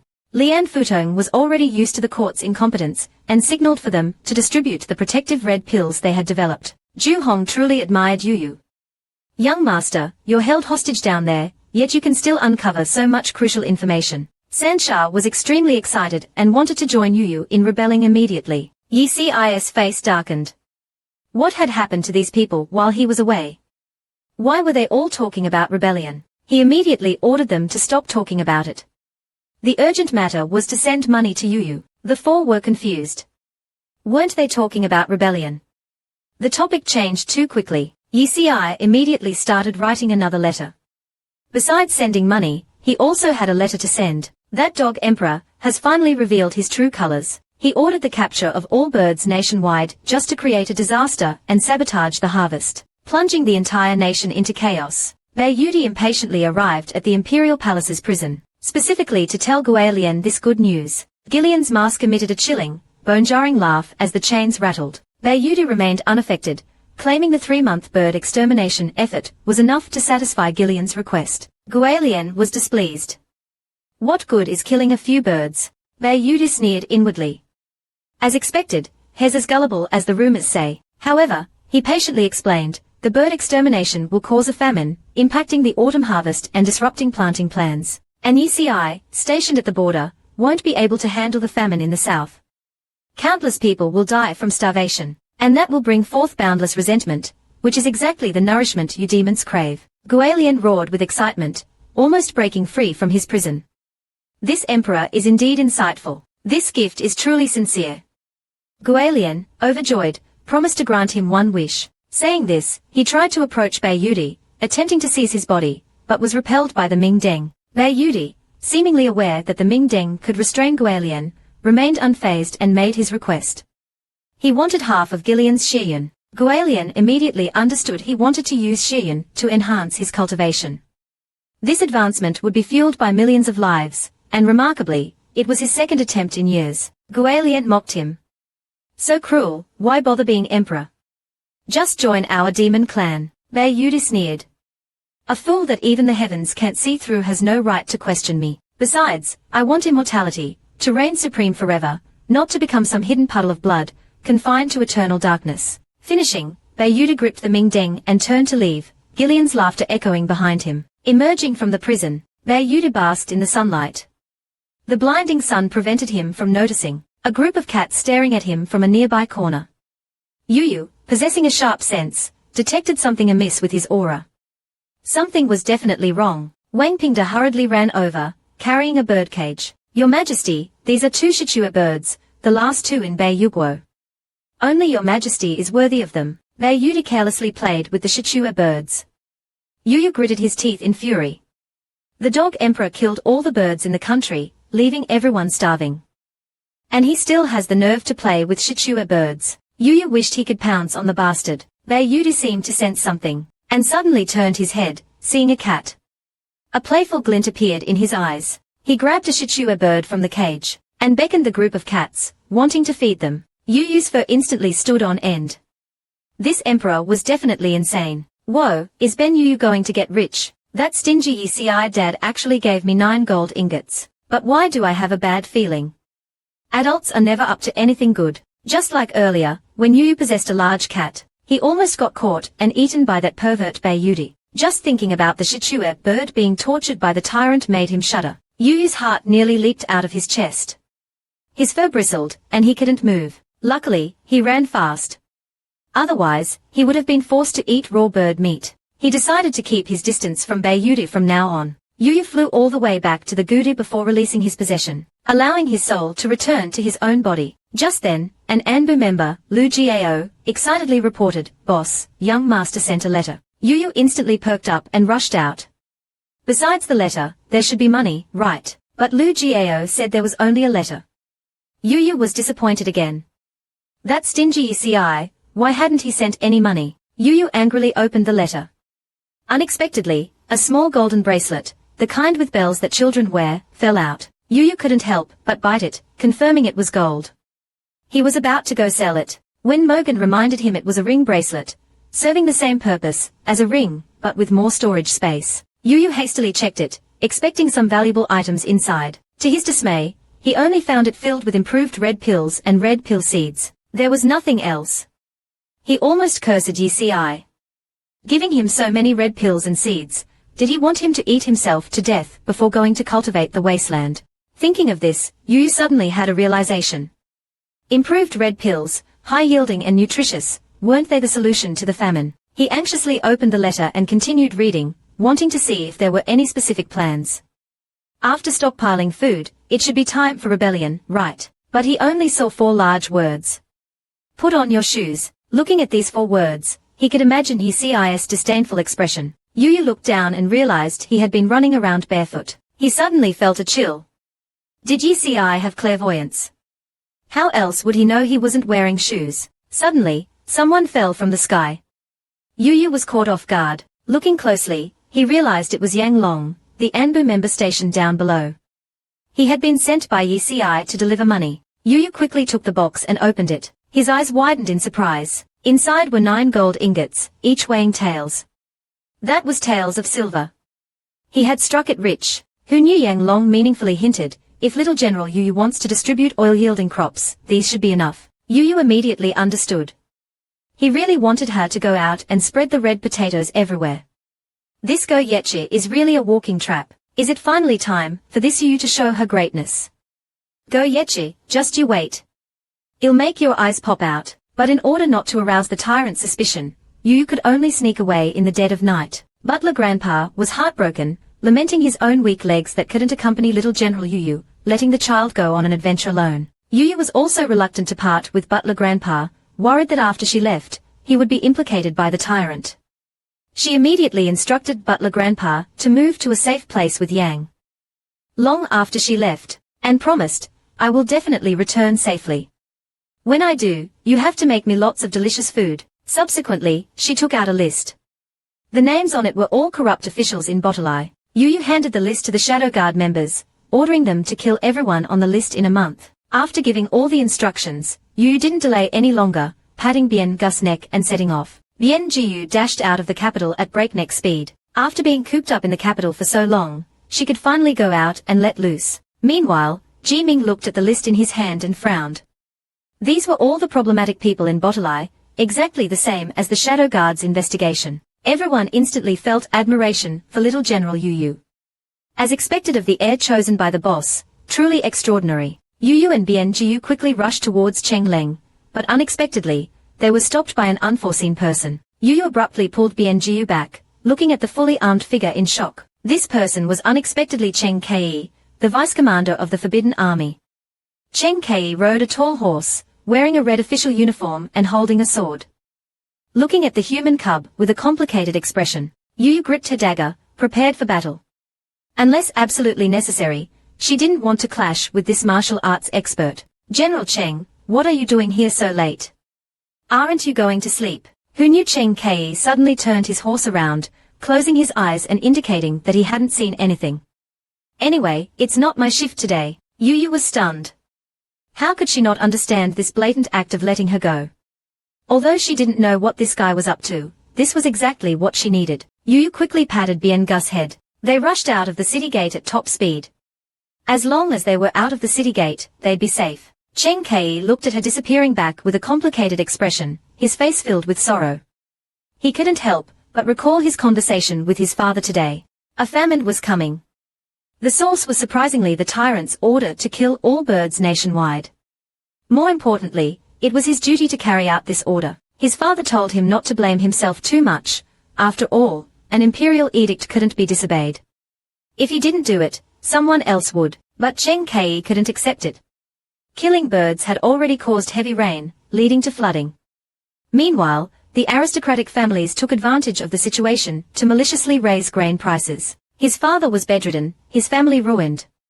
Cheng Kei, with his martial arts skills, wanted revenge but was powerless. What was the point of all their efforts? Their only hope was the wise and virtuous Yongan, but now a war between the two countries was imminent. With the famine coming, there wasn't even enough military rations. He was probably powerless to prevent it. Cheng Kei thought of YuYu sneaking out of the city. It must have been arranged by Marquis Yongan. But could Marquis Yongan really reverse this disastrous situation? YuYu just wanted to do good deeds without leaving her name. Why was it so difficult? YuYu didn't expect that so many people had already starved to death just as the famine began. In a few months, she feared she would only see bones throughout the city.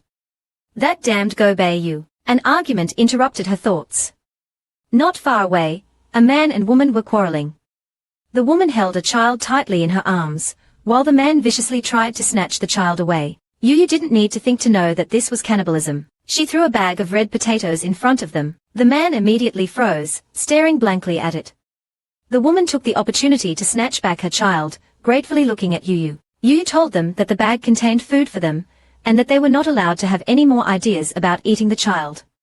Hearing this, the man quickly rushed over and opened the bag. Inside were full of red potatoes and red potato vines. He was overjoyed and grateful. The woman was also extremely grateful to her. YuYu asked them if there was a water source nearby. While distributing the red potatoes to his wife and child, the man told her that Yangju had plenty of water. He also respectfully asked for the name of his savior, wanting to enshrine her name for future generations. YuYu had secretly run away from the capital, so of course she couldn't reveal her real name. She was thinking of making up a name when someone leaned out from an upstairs window and shouted, "She is the little general of the Bio army, the daughter of Marquis Yongan, Luo Yinyou." YuYu looked up at this person, completely dumbfounded.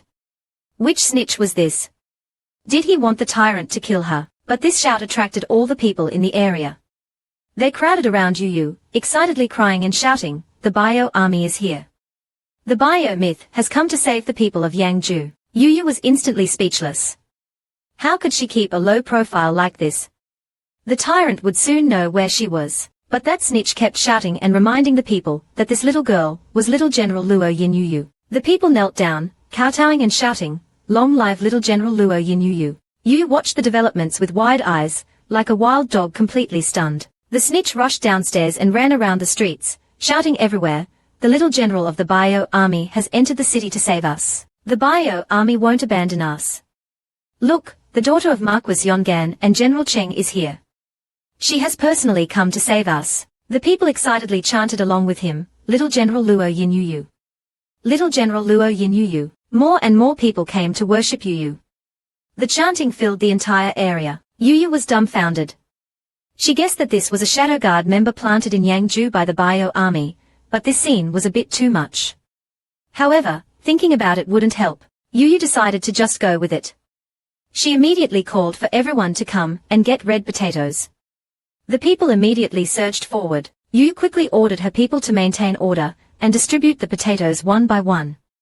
Everyone would get some. Soon, long lines formed in Yangju, stretching as far as the eye could see. YuYu told everyone to stay there and cultivate the red potatoes. After returning home, they should plant them immediately. They could harvest new red potatoes in half a month. The people were overwhelmed with gratitude. It took YuYu the entire day to distribute the red potatoes. Thanks to the shadow guard maintaining order, there was no chaos. She couldn't help but wonder how many labors there were in Yangju. Just then, Zheng Wen, the magistrate's assistant, came forward to greet her. He was a shadow guard member planted in Yangju by the Bio army, and was now responsible for briefing her on the specific situation. Stop right there.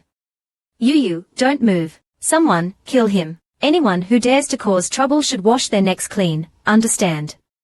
Because she's not fighting alone. There are dozens of shadow guard members in Yangju right now, and more than elites are coming from all over. I heard they were all sent by Yecha to support her. YuYu was also incredulous when she first heard the news. This was the first time that Go Yecha, who always kept her at arm's length, cared about her and actively arranged people to help her. But the next second, YuYu became alert. Her suspicion was activated. Go Yecha must have dug some kind of pit waiting for her. YuYu quickly suppressed her joy and asked Zheng Wen vigilantly why they were shouting her name. Zheng Wen excitedly explained, Little General is the future leader of the Bio army. Aren't we going to rebel? Of course, we need to start building a reputation first, so we can have the support of the people when we rise up in arms. YuYu was dumbfounded.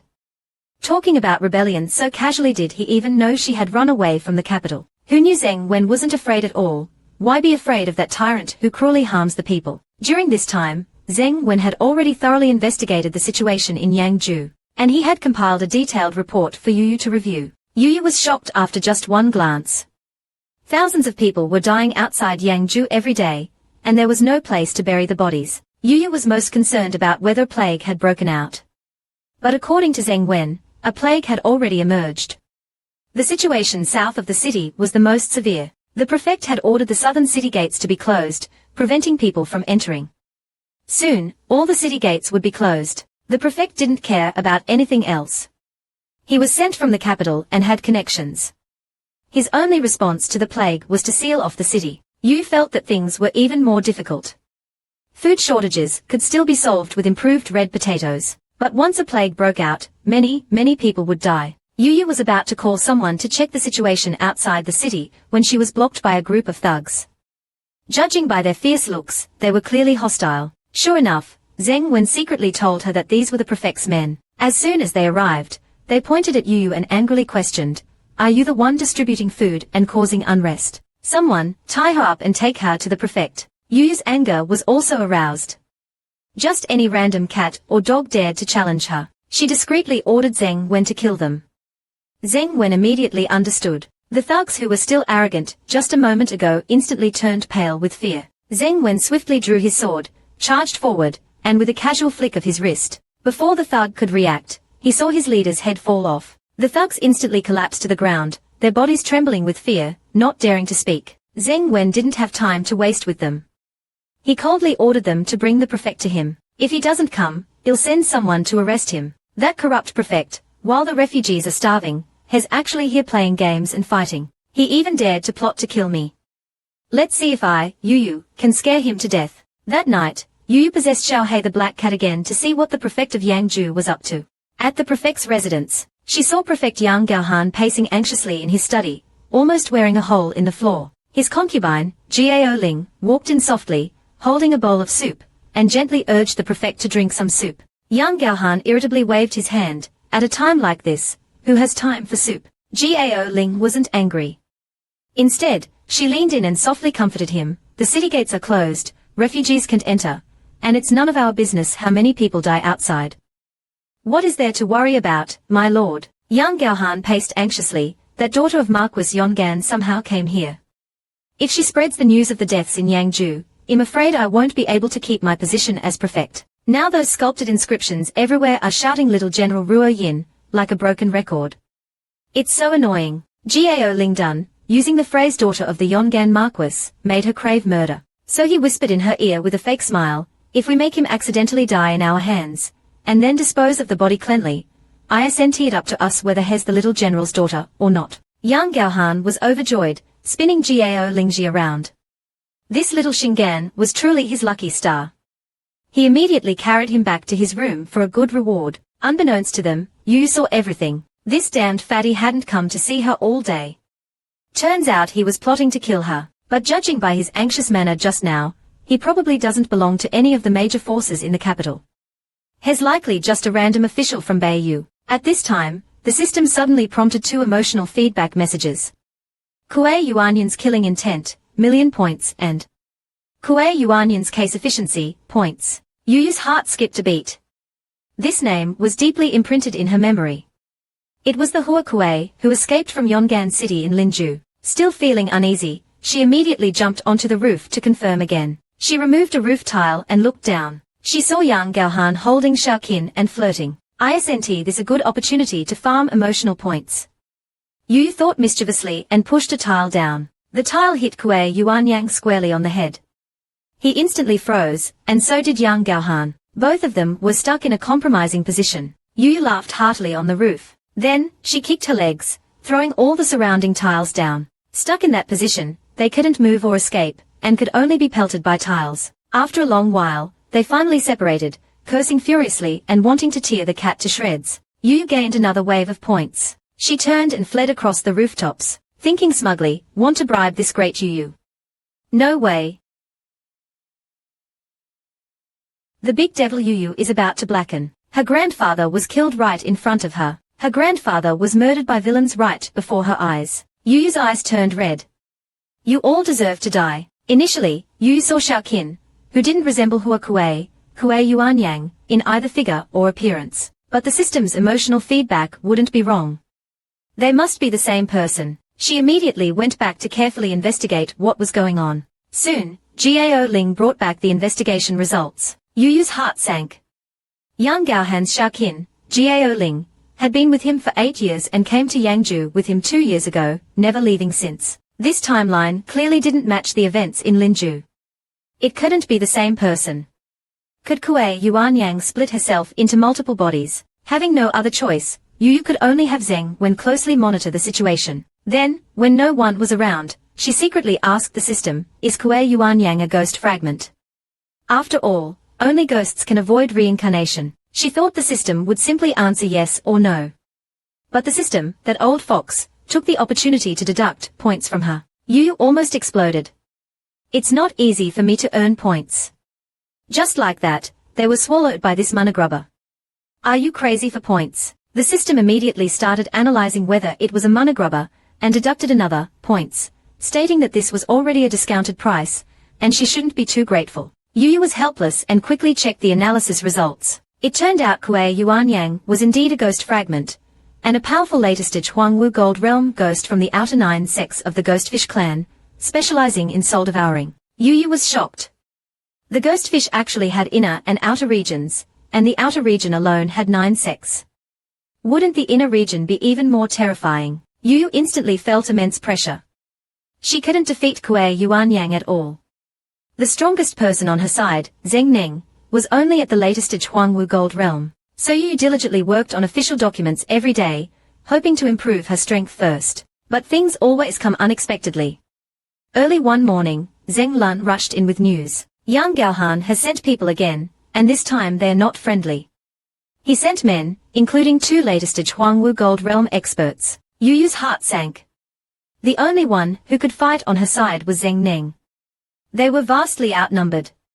What should she do? Before she could think of a plan, the thugs sent by the Imperial envoy surrounded them. They announced that they were here to arrest the impostor posing as the daughter of the Yongan Marquis, and anyone who resisted would be killed without mercy. Despite their words, the thugs charged in, attacking with lethal intent, clearly not intending to leave anyone alive. YuYu held her bone whip, her face serious, determined to fight to the death. Just as the battle was about to begin, a shout came from afar, "Protect the little general.